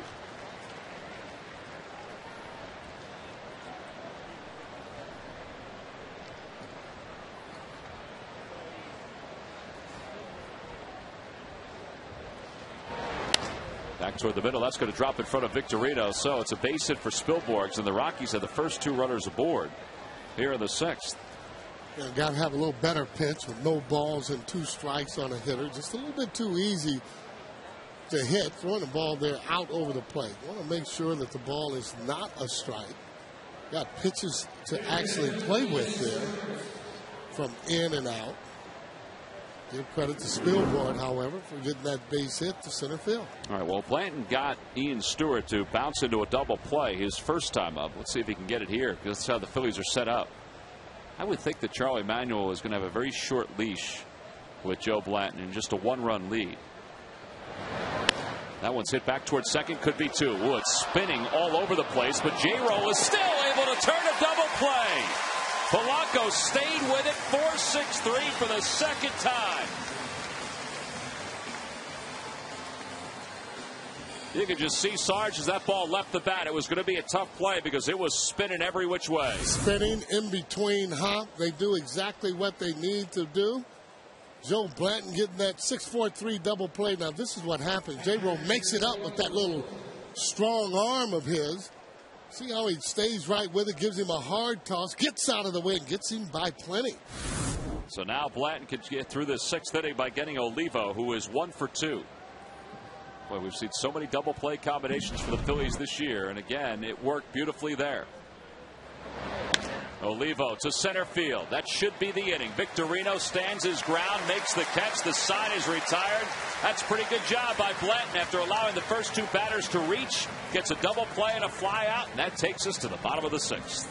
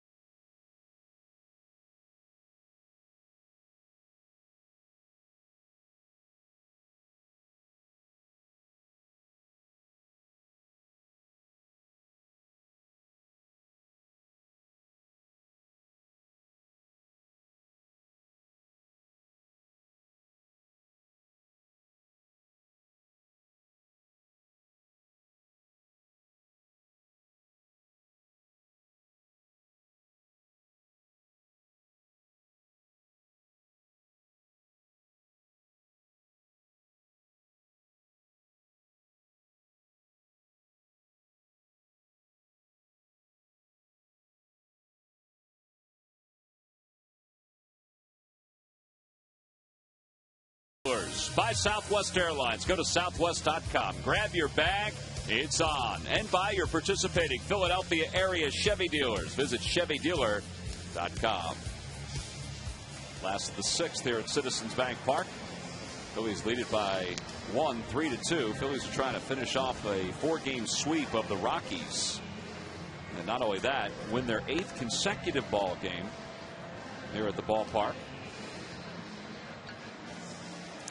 Greg Gross standing behind Joe Blanton and Rich Doobie. Now Joe is due to bat third in the inning for the Phillies. It'll be Greg Dobbs, Brian Schneider, and Joe Blanton. Phillies did have bullpen action behind Blanton as he was finishing up the 6th. And let's see what Joey Manuel does. He may wait and see if somebody gets on, and if he needs to get a pinch hit or maybe an RBI, maybe he does wind up pinch hitting for Blanton, because Durbin's loosening in the pen. And Dobbs takes the first pitch from Hamill and shoots it right into center. That was a hanger. He's thrown all those sliders today, and the Phillies and Greg Dobbs up there thinking first pitch swinging on that slider. Well, if it's not going to break down and in and hard on you, it's a very hittable pitch, because when you hang them, all they do is just spin. You don't get the break on it like you do the other sliders.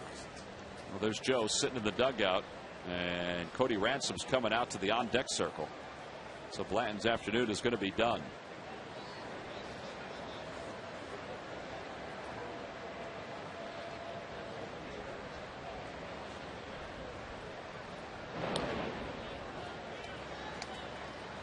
Dobbs has only stolen 1 bag this season.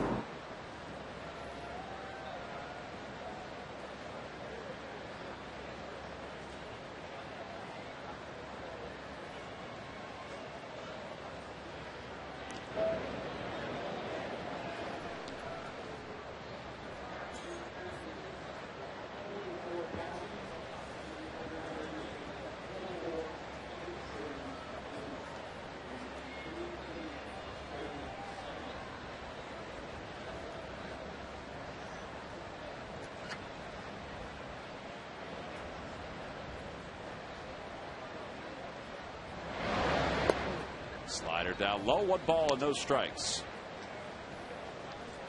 Schneider's 2-run triple back in the 2nd is what got the ball rolling for the Phillies.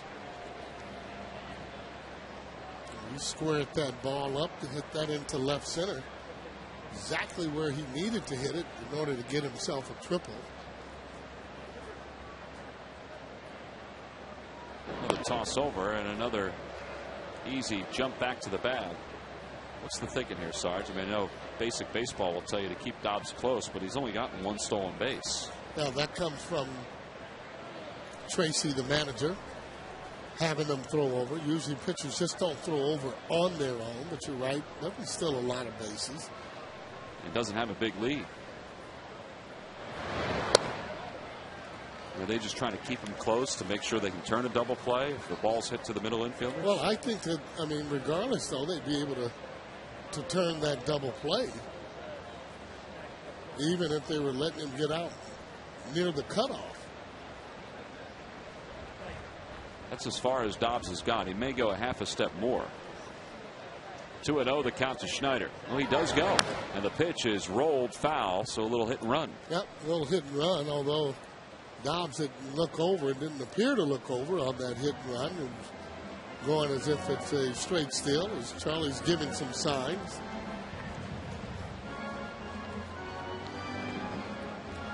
It's interesting. Managers always try and disguise their signs, and a lot of times just the count will dictate whether or not a guy is going to run or not.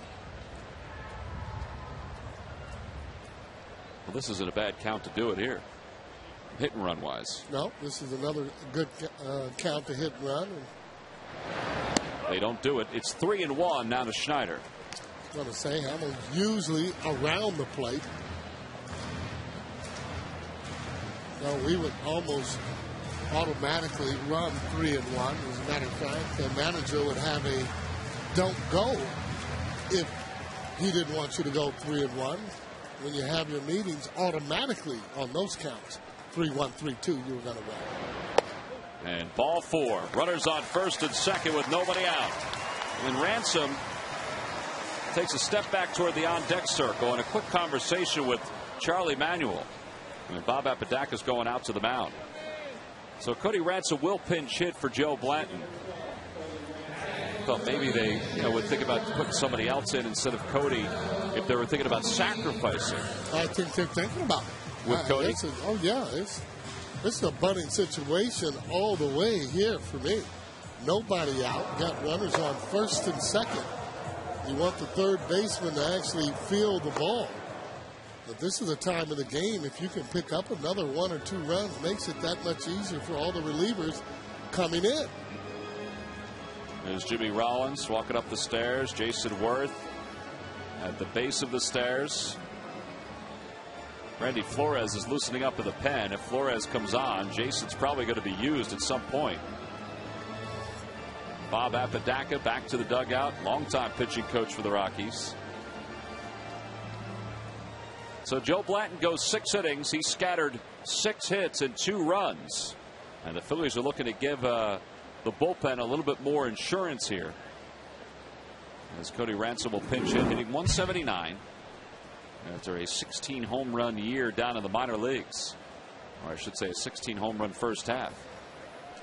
He squares and he bunts it toward third. Oh, that's a beauty. Stewart's got it. His only play is to first.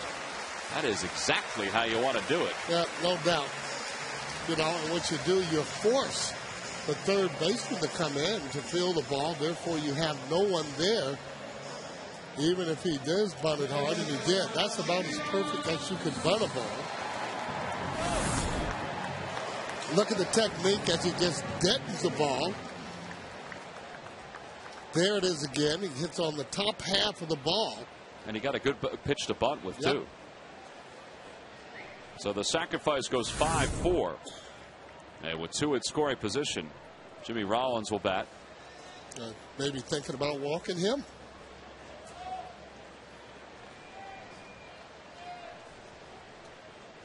They play the infield in halfway. A ball to the corner infielders. They'll certainly come home if Dobbs breaks. And they may even do the same if it goes to the middle infielders. See that setup? Yeah. Well, you would think, too, that they are going to come home with it. Just about everyone. Second baseman now has moved back. Olivo throws behind Dobbs. I think the ball scooted right off of Dobbs, and Stewart caught it.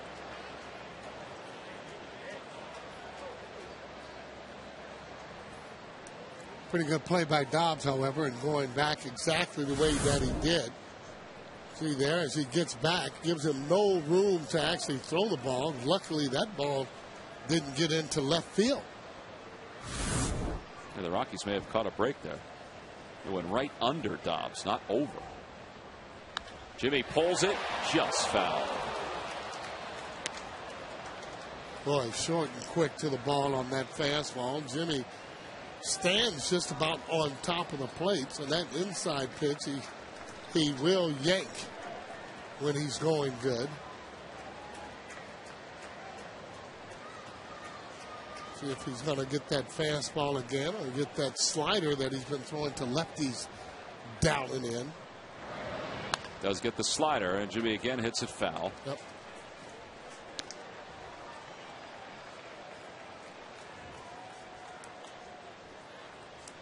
Little happy camper down there. Hamill today against Jimmy has gotten him to ground out twice. One time it was a fielder's choice and an RBI, and then the other time he was up, he struck him out. Jimmy's had some long at-bats against Hamill and some short at-bats against Hamill today. And he stays alive, and it remains 2 balls and 2 strikes.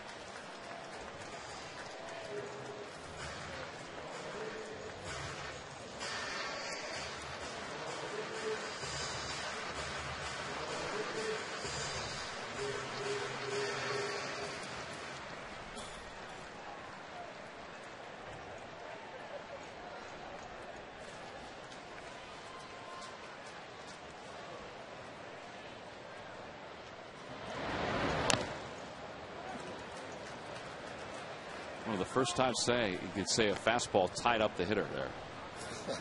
Really did, though. Fastball that was in on him. We talked about Jimmy standing just about right on top of the plate. And when you're standing there, you almost automatically will look in most of the time, see exactly where he is.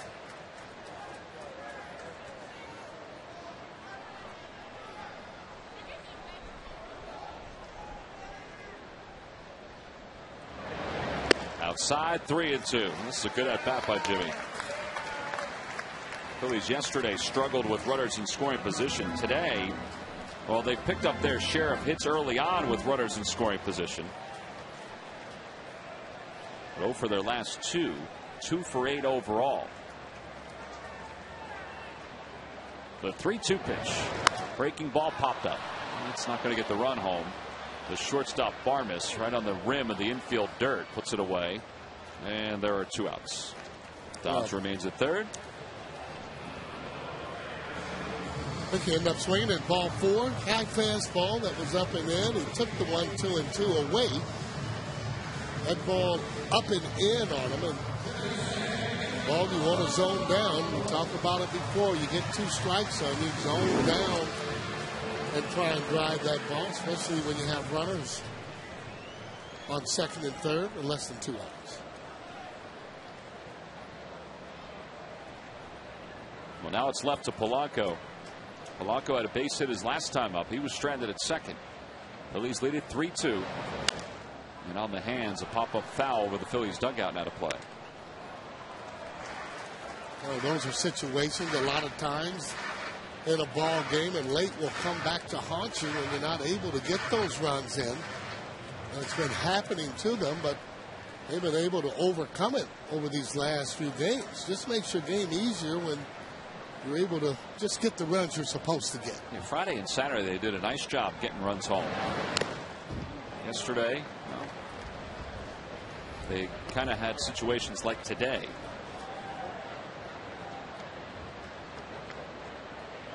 Hamill up to 107 pitches. Well, this is probably his last batter with Ibanez on deck and Flores thrown in the bullpen. See, Dobbs leads off third. Schneider off second. And the 0-2 pitch to Polanco. Inside, 1-2. Yeah, this kid's not afraid to pitch inside. He's been doing it to both left-handed hitter and right-handed hitter. He's had a real good breaking ball and keeping that out of the heart of the plate.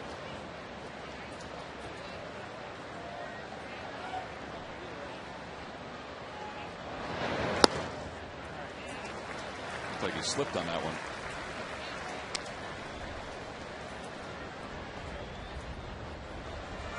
It gives you plenty enough time to look at his ball there. You can see as he kind of slips down a little bit as he jumps up there off the mound, starts to look to see exactly where he's landing.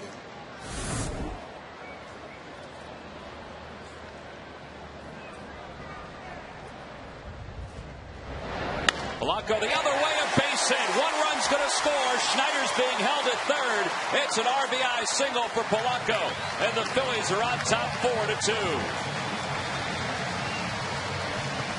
That's a real good piece of hitting. Not too many guys choke up the way Polanco did in that at bat, and he just shot the ball the opposite way. Yeah, well, that's when you know that you really are just a solid hitter. Being able to hit the ball to left, hit the ball to right, anytime a right-handed hitter is driving that ball to the right, shows that you're staying on the ball.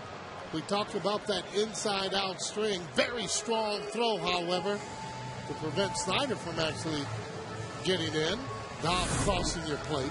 So an insurance run for the Phillies, an exit for Jason Hamill with 2 outs here at the bottom of the 6th. With the left-handed hitting Raul Ibanez due up, they're going to bring in the left-hander Randy Flores. Congratulations for Polanco as the Phils lead it 4-2.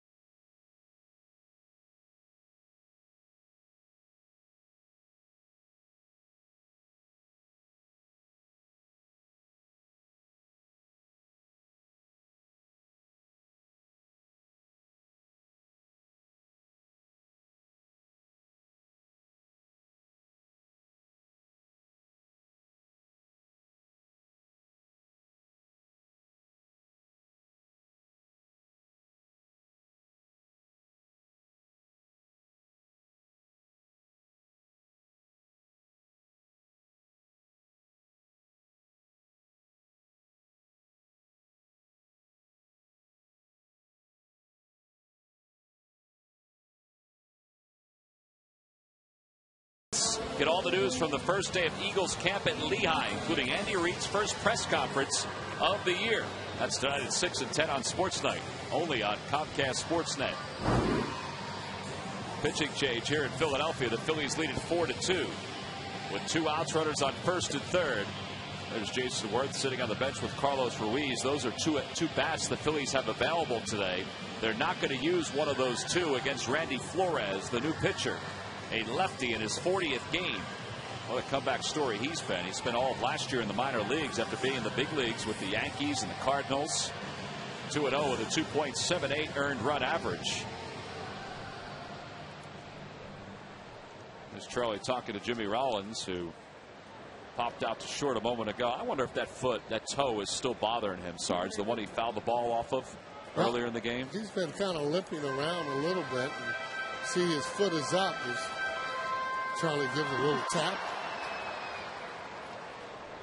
Well, we'll see when the 7th inning rolls on if Wilson Valdez is out there playing short. Here's Ibanez, lefty against lefty.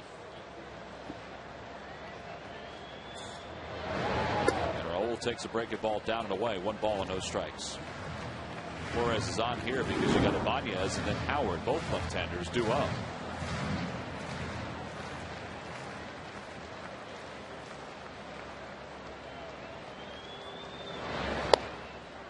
And a fastball for a strike. It's 1-1. Raul yesterday against Beimel came off the bench and doubled.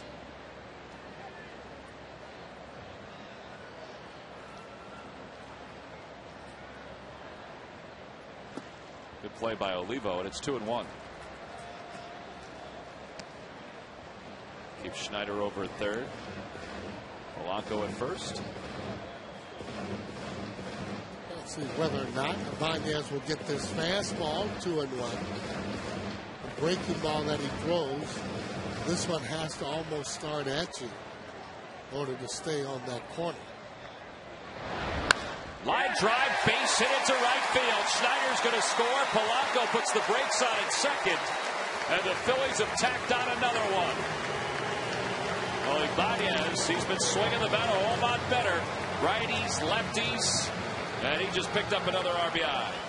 Yeah, predictable pitch to their top. Fastball as he gets the head of the bat right to it. Smacks it right in the right field. Fastball right out over the plate. Now, a lot has to do with that Ryan Howard coming up. Don't want to face him with a lot of runners on.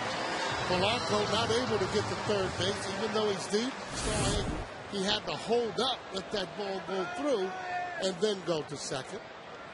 Now there's Jason Worth coming out of the on-deck circle. He'll pinch hit for Ross Glode if Howard can get on. And Howard pops it up foul. Third base side. That'll be back into the seats. Rockies do have a right-hander up and loosening in the pen behind Flores for Jason. If he's introduced into the game. See Howard's numbers against lefties, 1 for 7.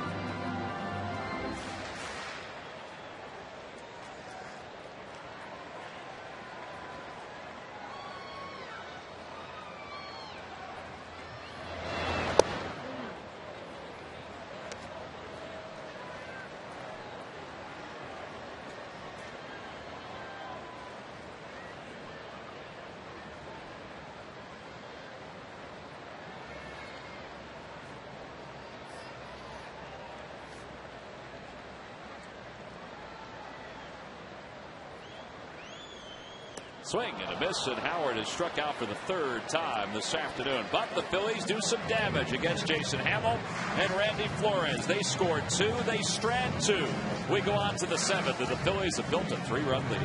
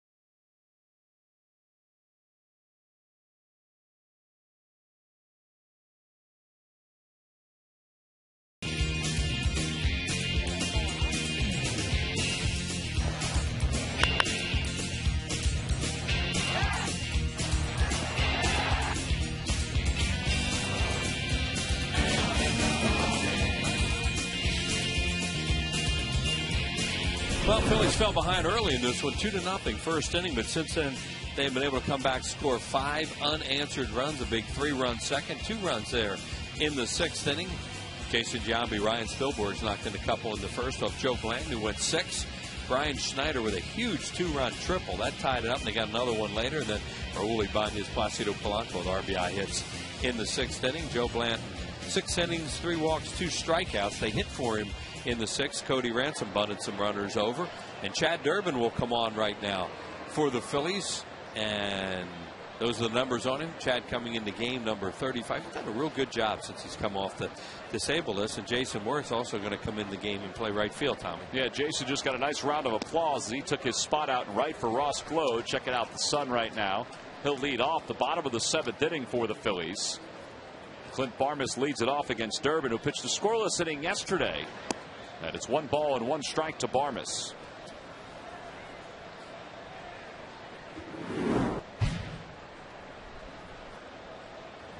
Barmes is 0 for 2. He's flied to right. He's grounded out, and he pops one up.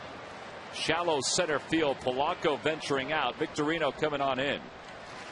And Shane caught that one right in the pocket of the glove. 1 away. Well, these lucky fans are today's Citizen 7. They will each receive a prize pack courtesy of Citizens Bank. Citizens Bank with the most 7-day branches in the Philadelphia area. To find a branch near you, visit citizensbank.com. Dexter Fowler's going to come out as a pinch hitter. We talked about that earlier.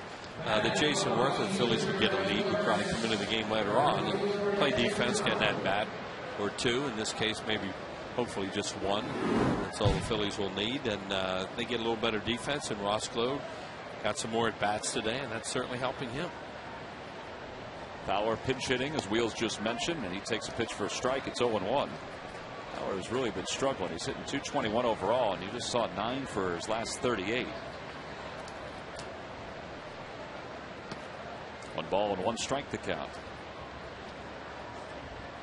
There's the bullpens. J.C. Romero is downstairs. Taylor Buchholz is upstairs. Taylor Buchholz from Springfield Delco High School. Ended the game on Saturday. Same high school that produced Mike Scioscia.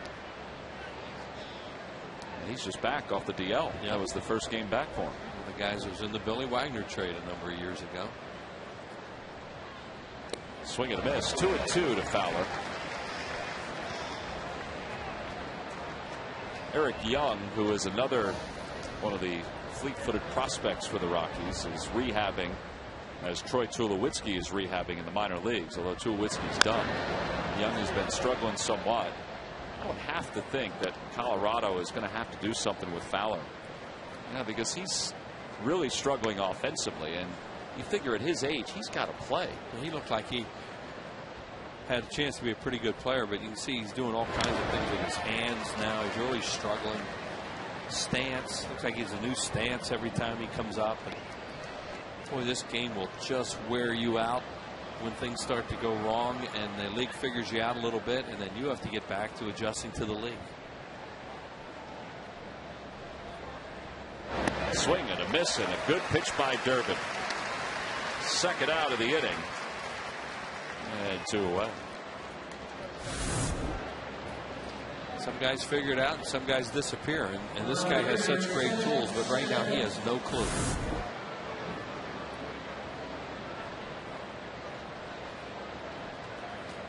And with 2 outs, back to the top of the order for the Rockies as Fowler takes a walk in the dugout. And Seth Smith will be the hitter. He's 0 for 3. Think about the work the Phillies staff has done against the top of the Rockies order during this series alone. I mean, the leadoff hitter in the series just hasn't been getting on base. That's one way to win 4 games from the team. Yep.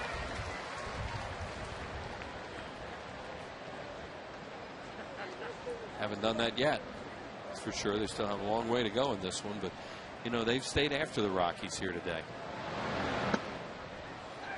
Little in tight. 2 balls and 1 strike. Now it's up to the bullpen. Oh, it's first Durbin. As we said, Romero's loosening up out in the outfield now. 2-1 pitch. Little looper down the left field line. Ibanez won't get there. That's a fair ball, and it's touched by a fan. So Smith will be awarded second. And fan interference.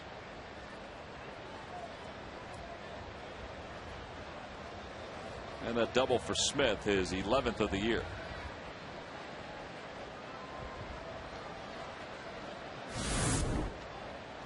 Yeah, here it is, and then the guy reaches over right there and obviously interferes with it. It's going to be a double, so you know they'll just call it a fan interference double. Yeah, if that guy would have fielded it and threw it cleanly to second, it would have been an out. Yeah, that would be the only way. Because Ibanez had no shot to get him. Herrera is 0 for 2. He walked and scored back in the first. He's popped up twice. And that's over at the knees for a strike. It's 0-1.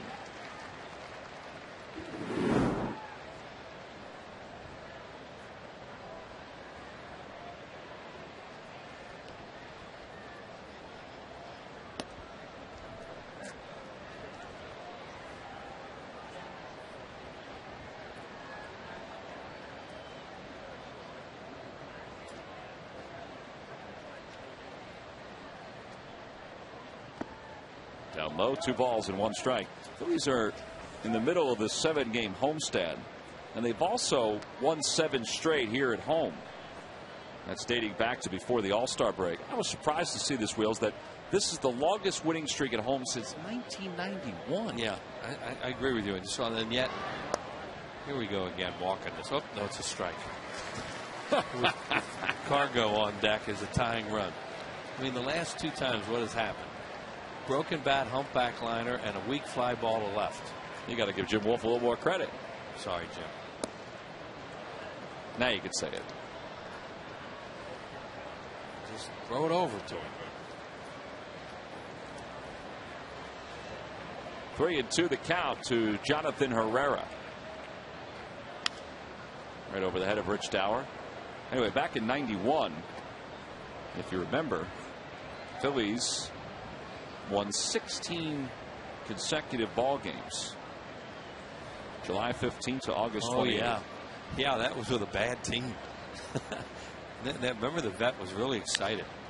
Little looper toward left. Ibanez hasn't played perfectly, and the side is retired. No runs, 1 hit. A runner left in scoring position. It's time to stretch here in Philadelphia, with the Phillies on top 5-2.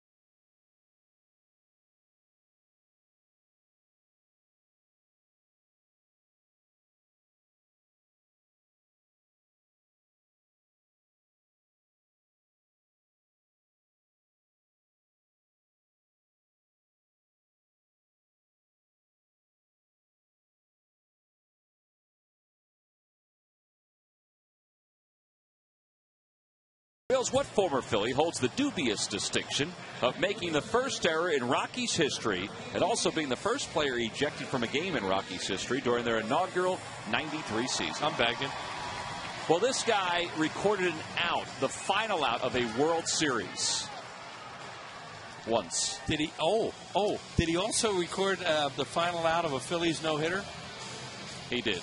Charlie Hayes. Charlie Hayes would be correct. Thank you. He committed that error on the 7th of April, '93, and then ejected the 10th of May in '93 against the Giants. Charlie could be tossed out of a game now. Oh, what about Don Baylor? He was the manager at the time. How come it took him that long to have somebody else ejected?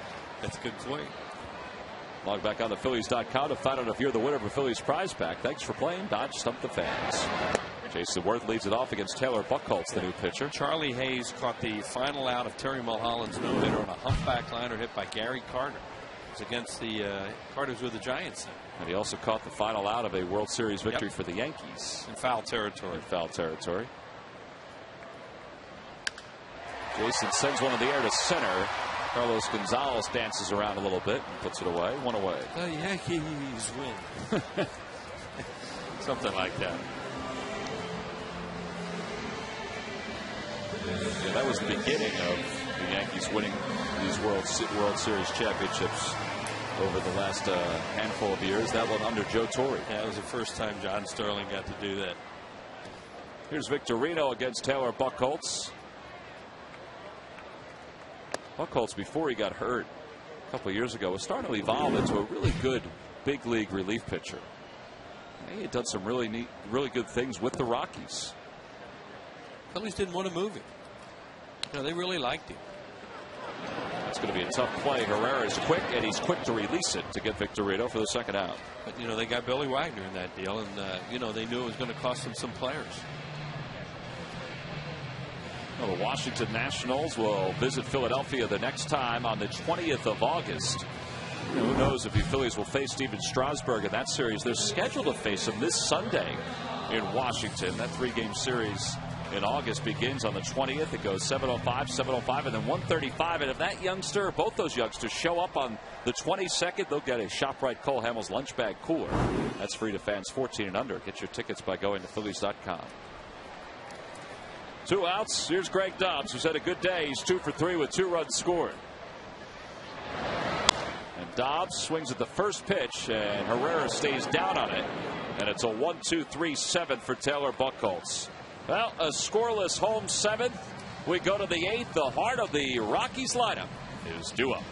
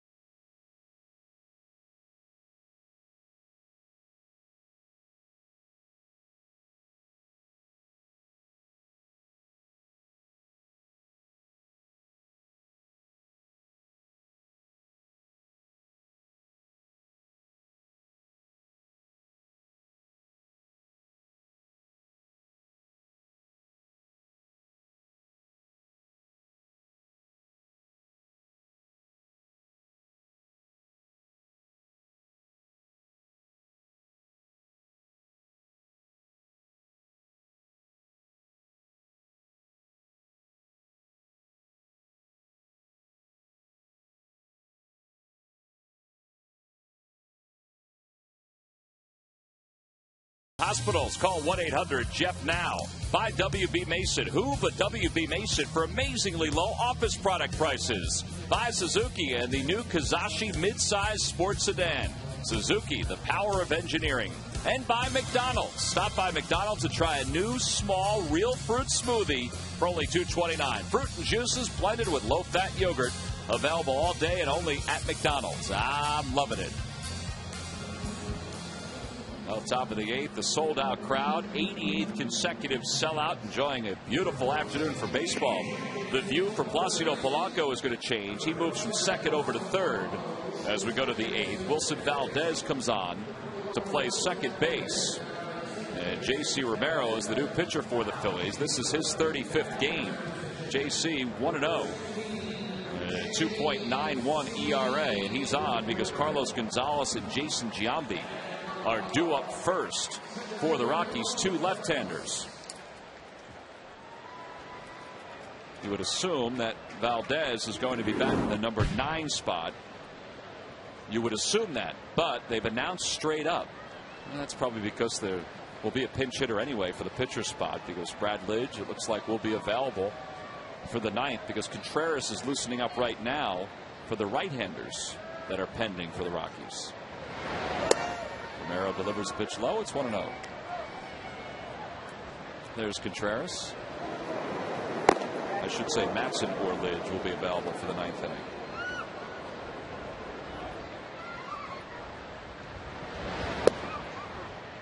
One ball and one strike to count to Gonzalez, who is 2 for 3. He has singled and scored. He's also singled to left and grounded out.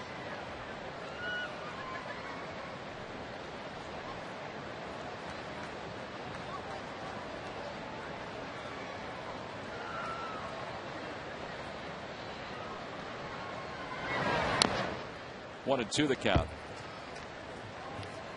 Wheels, am I right about that scenario as to why Valdez wouldn't be batting 9th? Because you figure there'll be a pinch hitter anyway? Yeah. I've been kicking it around myself, too, and that makes sense. And you figure the pinch hitter, in Charlie's mind, is a better hitter than Valdez is to lead off, or not lead off, but be part of the 8th inning for the Phillies. I say that because that spot, the pitcher spot, is due up second in the order. Right.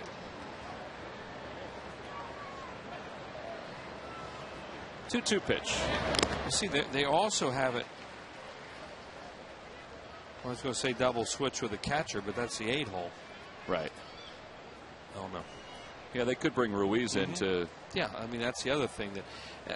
To catch the 9th. And they may have it set up that they're just going to go left, and they use Contreras for the right-handed hitters, before. And then Matson or Lidge in the 9th. Yeah. Again, the 2-2 to Gonzalez. Swing and a miss. He got him. And they have the lead. That's really huge. I mean, that's such a big part of what you do with your lineup.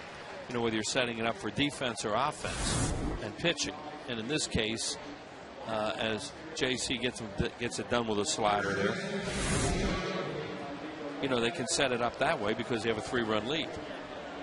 And I bring that up only because, as a baseball fan, you kind of sometimes you're trying to think along with the manager to see how, what moves are made at what time and why they're made. Right, and you always have to think about the score. Ryan Howard kicks that one towards second. Valdez, bare hands. Romero's covering. He lost his shoe, but he had the bag. How about that? How about that is right. 3-4-1 on the putout. Things are going good right now. They sure are. That stuff happens. Umpire down there first say, yeah, his foot's on the bag. Well, his shoe's on the bag. Here it is. First of all, Ryan makes a nice play. He deflects it, though. And now here comes Valdez just in the game. JC's over there. His shoe is not on the bag. It was on the bag, though, when it counted. That's a good one. Jimmy Rollins, the only bad thing about what's going on right now is he's still really hobbling around out there. He's limping on it. Look at him going back to. But he's gaming it right now, toughing it out there. But that foul ball he took earlier has obviously done some damage. Well, 2 quick outs here in the 8th. And Romero will remain in to face Ryan Spilborghs. Spilborghs 2 for 3 today with an RBI single. And the reason for that is he got the first 2 out, which is good. And the guy on deck's a left-handed hitter, Stewart, wouldn't represent the tying run, but he could get him back to 1 run with a homer. So they wouldn't leave Romero in here.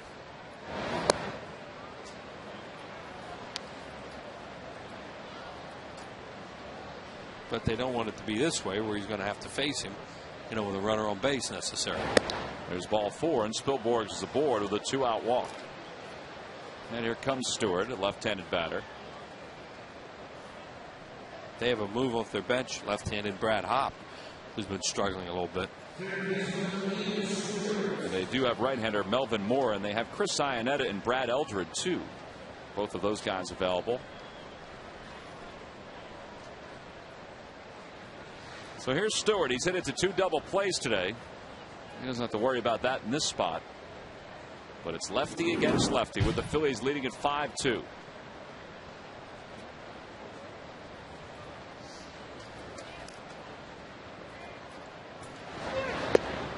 And an off-speed pitch there for a strike. It's 0-1. That was a slider. He seems to have better command of that than his fastball. Because he just threw a lot of fastballs, that right-handed hitter, and they were all over the place. And his slider is really biting to these left-handed hitters. Toward the right side, should be an easy play. Valdez stays down on it, flips over to first. Everybody's shoes are on, and the inning is over. No runs, no hits, 1 man left. We go to the bottom of the 8th with the Phillies still nursing a 3-run lead.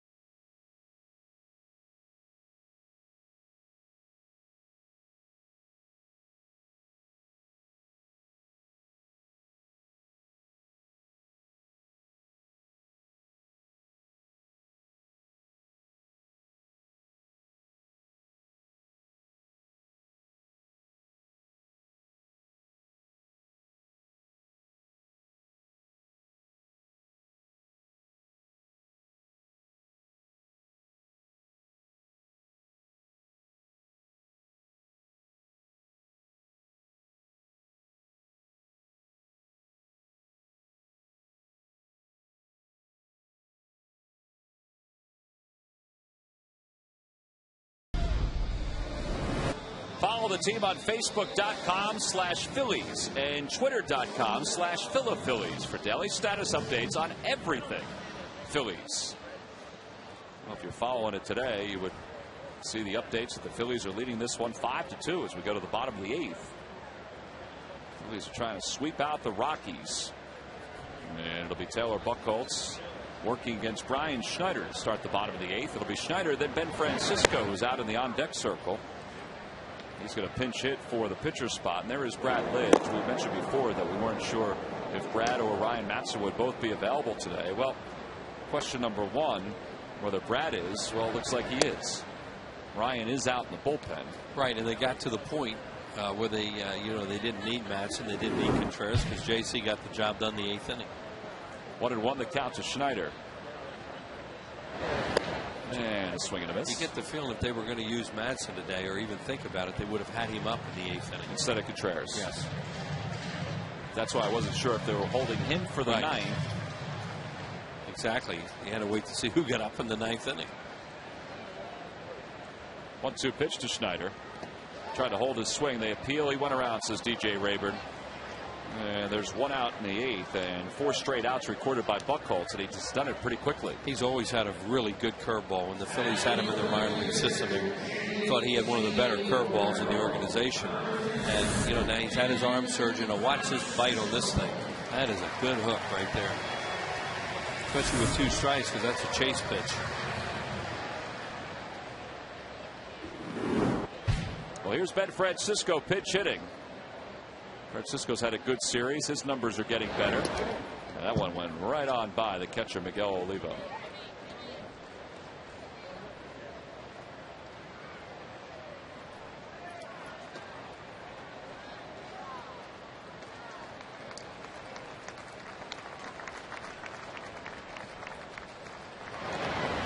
2-0 the count.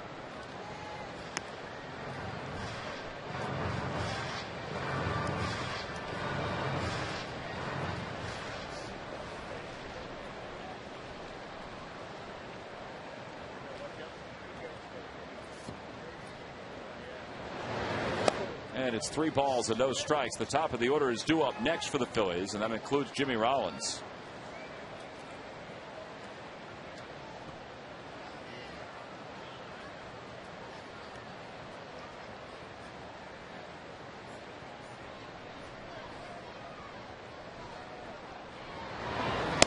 And it's outside, ball 4. So 1 away with a runner at first now for Jimmy.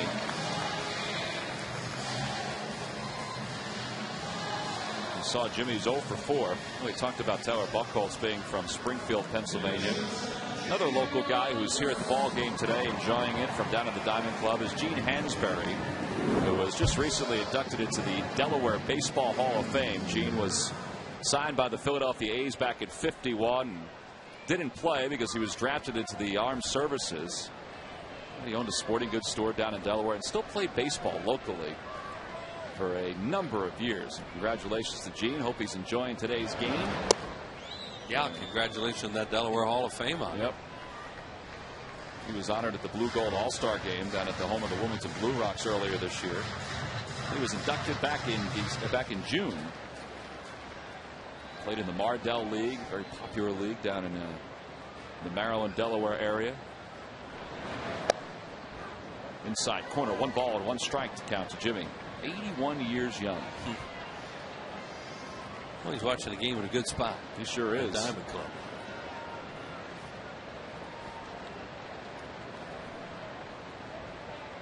See Francisco inching off the first base bag. And a toss over. You know, the thing about the Phillies too during this stretch of games against the Rockies, they've run well. I mean, they've done things that they hadn't been doing. A little hit and run. They played better. Yeah. You know, some things have worked out. They played the game a little bit better, played it right in many instances, and they've gotten some breaks. And they're catching the Rockies, who are down a little bit right now. Jimmy pulls that one. Giambi's got it. Steps on first for 1, throws to second. That ball handcuffed Barmes. 2 outs. I don't think Barmes saw that, Wills. No, he should have gone to second right away.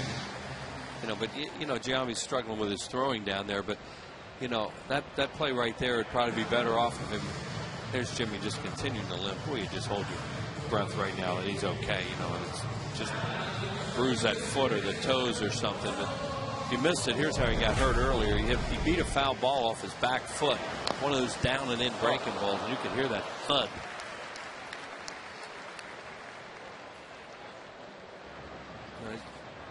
It's just been bothering him the whole game. But he stayed out there.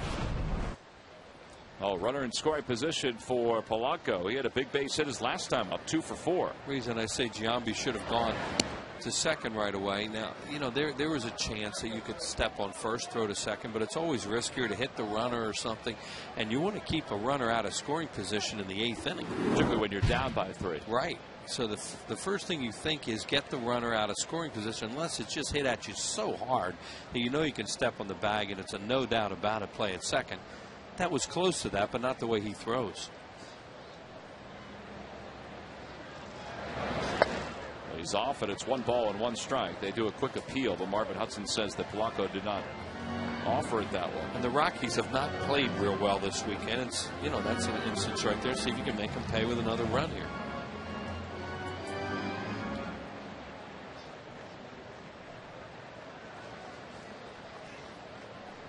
Talk about one of the teams ahead of the Phillies in the standings, at least in the wild card. The Rockies were ahead, and now the Phillies are ahead of them.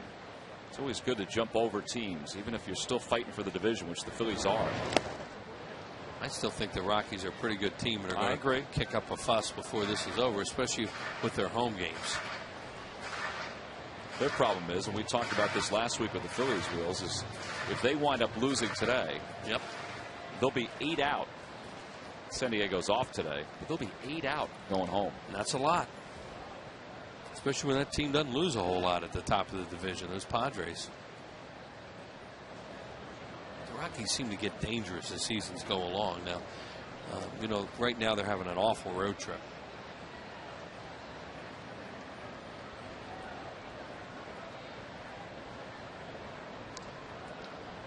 Must be fun for Taylor Buckholz to come back and pitch here. Growing up in Springfield. And he just got Polanco on strikes to finish off the 8th. And there's that breaking ball that we were talking about that has been so good throughout his time in the Phillies organization. And now from the Astros to the Rockies. And speaking of the Astros, Brad Lidge is coming on to pitch the 9th inning with the Phillies leading it by 3.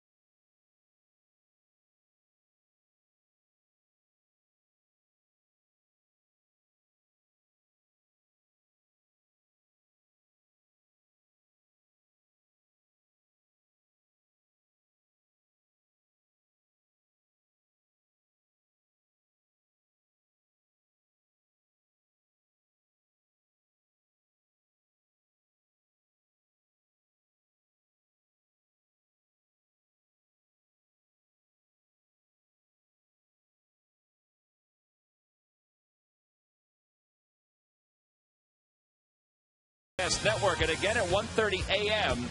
right here on Comcast Sportsnet. A reminder, too, that Phillies coverage on Comcast Sportsnet continues tomorrow as the Arizona Diamondbacks come to town. Coverage begins with Phillies pregame live at 6:30 right here on Comcast Sportsnet. Cole Hamels against Rodrigo Lopez in that ball game. Brad Lidge is on to try to pick up a save in consecutive days as he will pitch the top of the 9th. He'll face the bottom of the order, Olivo Barmes.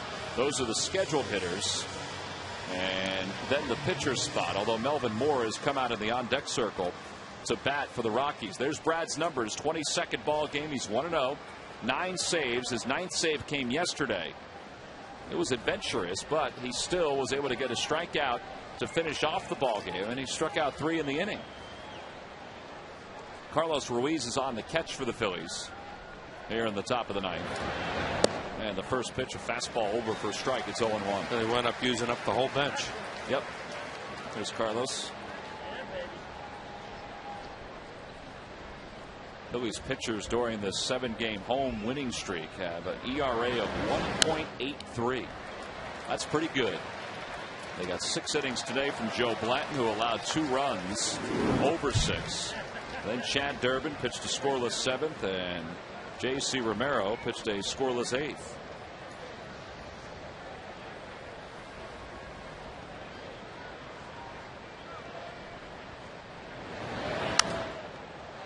And remains 0-2.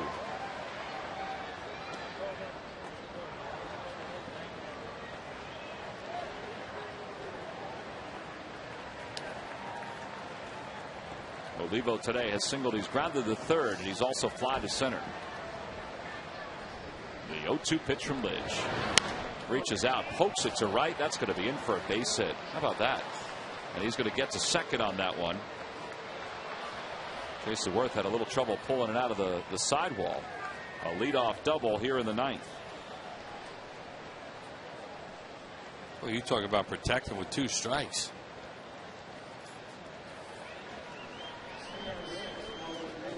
Well, Melvin Mora will pinch hit for Clint Barmes. Jim Tracy's going to pull out all the stops. He's got Brad Hopp in the on-deck circle. So Mora first, and then Hopp for the pitcher.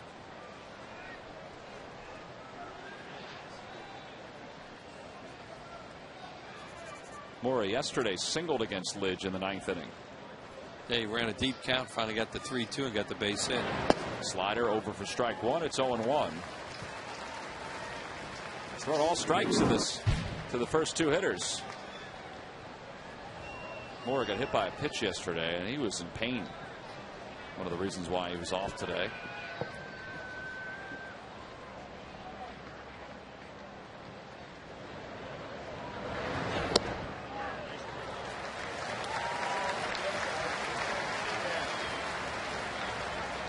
He didn't like that. He thought that was a little outside. Brad liked it. Thought it was a pretty good spot. 0-2 the count to Mora. See if he buries a slider here to Mora. It is a slider. He buried it, and Mora did not offer. 1-2. Melvin Mora now 38 years old. 166 career homers.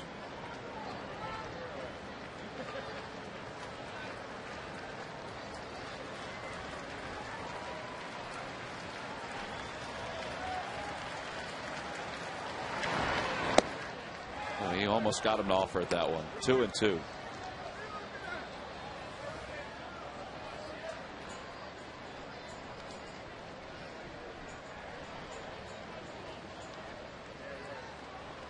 Brad threw a lot of pitches in yesterday's game. And with nobody out here in the ninth, he has thrown 8 pitches.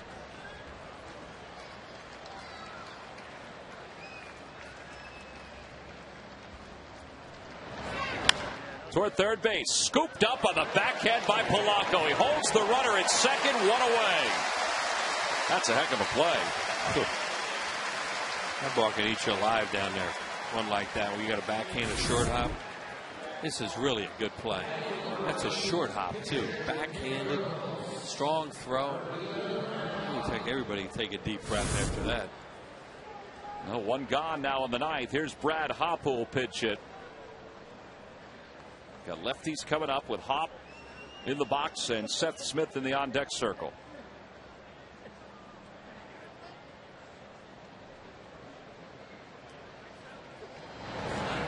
A fastball on the inside corner at 92. It's 0-1.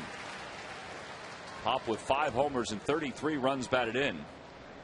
He only has 219 at bats right now. That's not a lot for him. No, he's been hurt. This guy's had some good years in the major leagues too. Outstanding outfielder, can really throw. See, he's won for his last 18 in the last 8 games he's played. I mean, he's hurt the Phillies over the years too, because he can swing the bat. But hopefully they get him out one more time.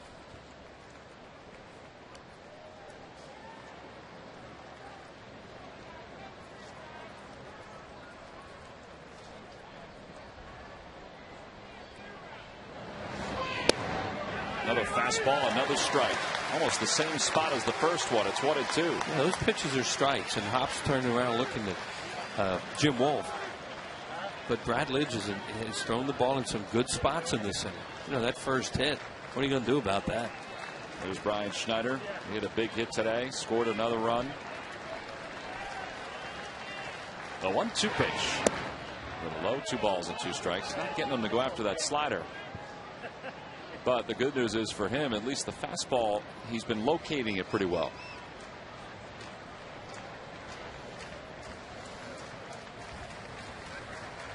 You'll try that fastball again on the inside corner? Yeah. Because I don't know. I might try slider. Backdoor. You did try the slider. It's 3-2. Thought maybe he would finally chase one, but wrong. And those are on the plate a little bit too, but for whatever reason he's seeing them well.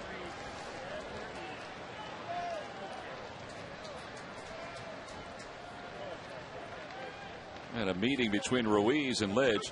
Mentioned Hopp, how good he's been during his big league career. I mean, the last 4 years alone, he has reached 20 home runs. Last year, he had 23 homers and 86 RBIs. The year before, 25 homers and 85 RBIs. But that's only part of the story. I mean, this guy had a whole lot of extra base hits. And look at that. He's a good player. Yep, over 800 games played during his Rockies career. One of those really sneaky good players that you don't know that much about. 3-2 the count to him. And he lifts one in the air. Foul territory. Polanco on the run toward the warning track. Is he there? He is. And he makes the catch.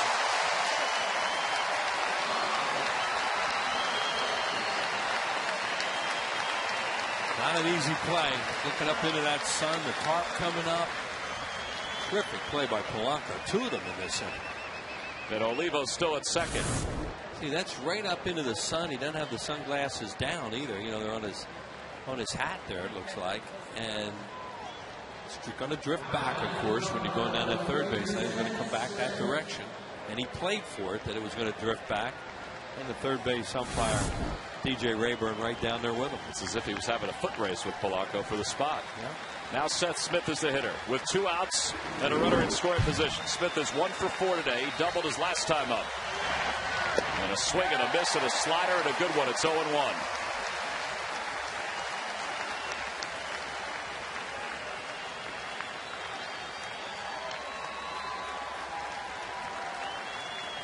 Sold out crowd of more than 44,000. A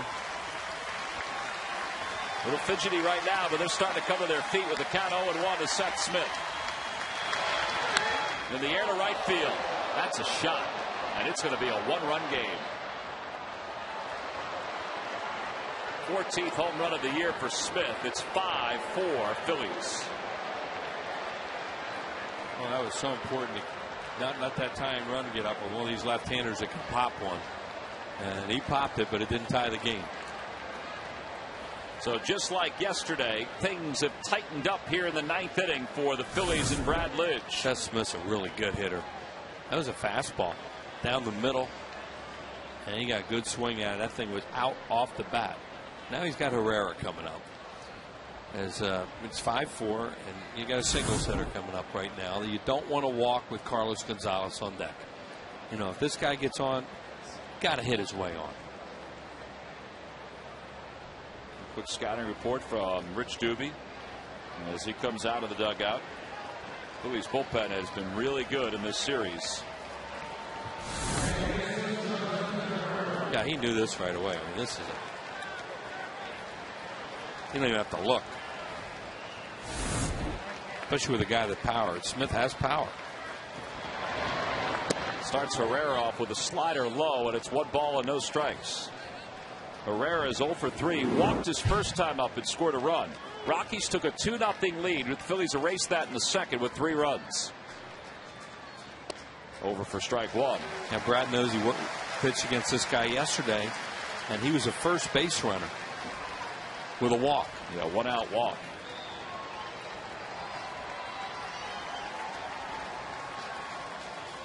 Slider ripped foul. It's 1-2. Little happy zone for even a guy who's a singles hitter. And he was out in front, but he's ahead now. Brad is 1 ball and 2 strikes. Here they come. Sam Perlaza readjusted the defense to the dugout. Lidge is ahead, working from the windup. The 1-2 pitch. Trying to check his swing, and that went right through the legs of Ruiz, even it up at 2-2.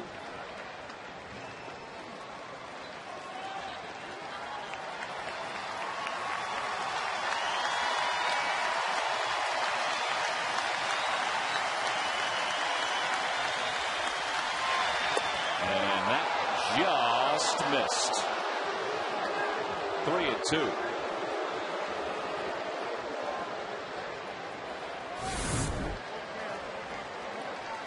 Yep. Low and outside.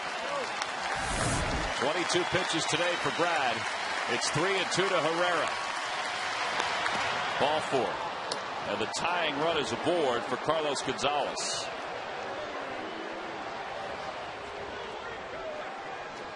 That guy is amazing. He is, you know, that's really good situation hitting for a young player. And he can run too. I mean, he could possibly steal a bag here. He didn't yesterday. We talked about how good he is and how good of a base runner he's been during his career, his professional career.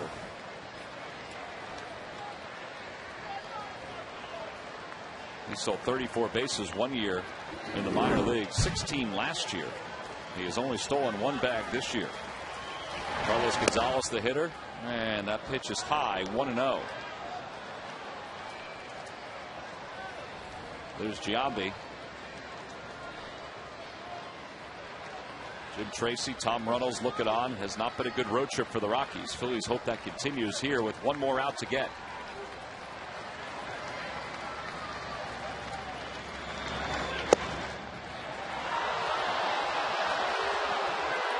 same pitch that the Phillies wanted on Herrera. And it's just a bit outside and low, and it's 2-0.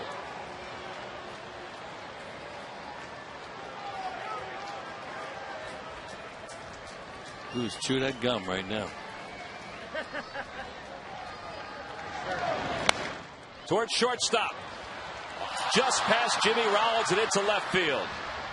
Well, Jimmy is really hobbling off onto the outfield grass on that one. He wasn't going to be able to do anything with it anyway. Even if he caught it, he's not going to get Herrera at second.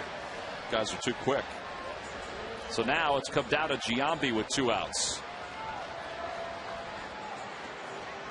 Gonzalez's base hit is 3rd of the day. Here it is. It's a little slice and line drive here.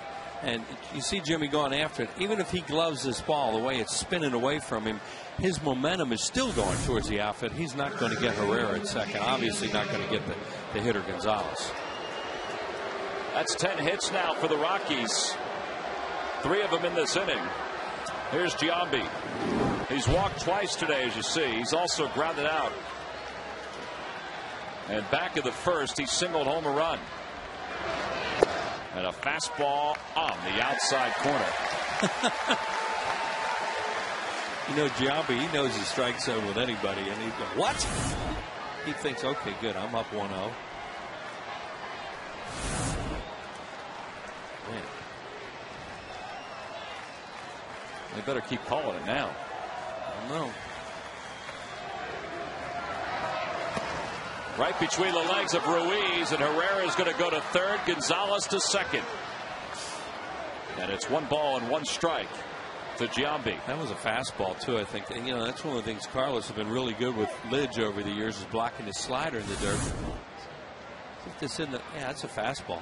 He just doesn't make the play. You know, right through the 5-hole.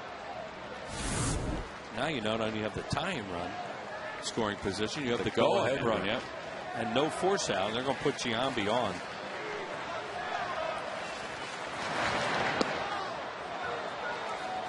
I'm going to take any chances with this guy. So the bases are loaded.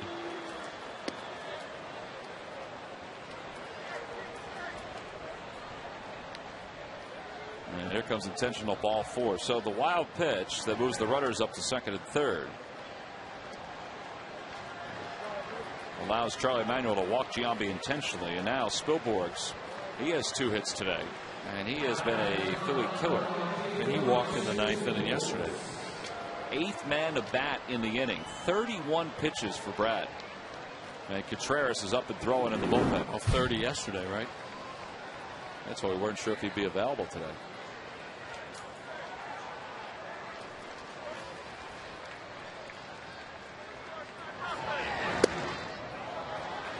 No wiggle room, and now he's behind 1-0.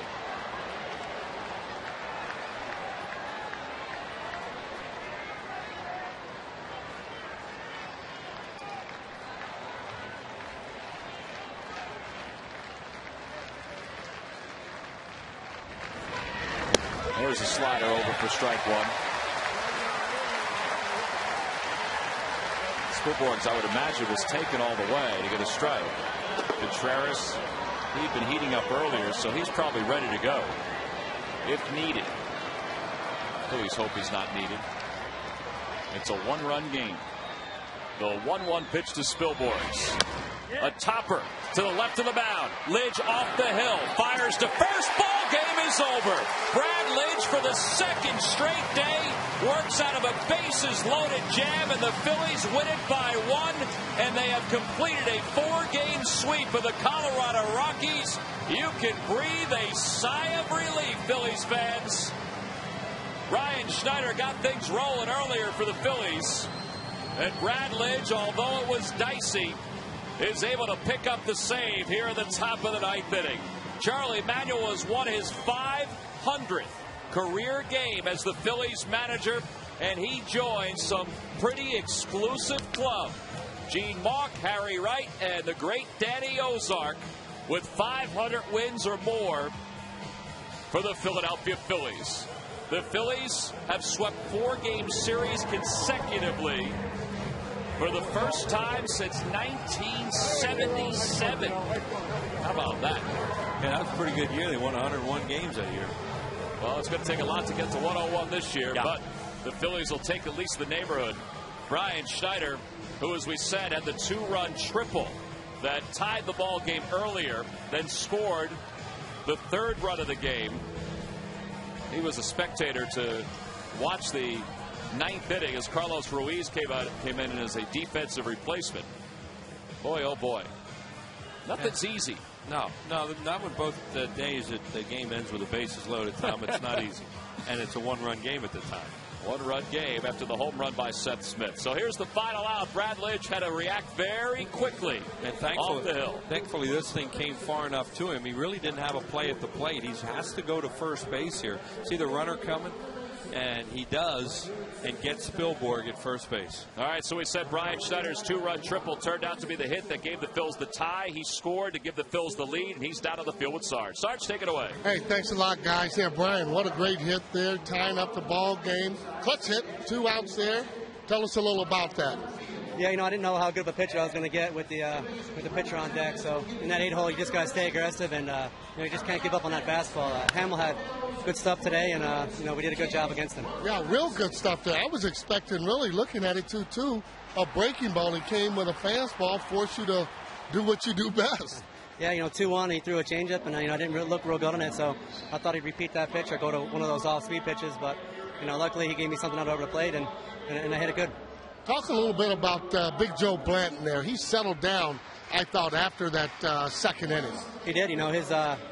His bullpen didn't go real well, and he didn't let that bother him. He took it out in the game, and once after that 1st or 2nd inning, those guys are real aggressive, building the count. We got those guys swinging early, and he got the big out when we needed, and that's all that matters. Boy, the defense there, Polanco moving from 2nd back to 3rd. Boy, what a great player there in this defense. It was a great play, and and then Wilson with the play over here at first base. It was just a good all-around game for us, and got a lot of clutch hitting. Raul with 2 outs. Abanya's got a big knock, so it was a big day for us. Thanks for coming on. Really appreciate it. Okay, Tom, Muff, back to you. All right, Sarge, thank you very much. The Phillies win it 5-4 in a day in which Jimmy Rollins took a foul ball earlier. He limped off the field. He gutted it out. So did the Phillies. They win it by 1.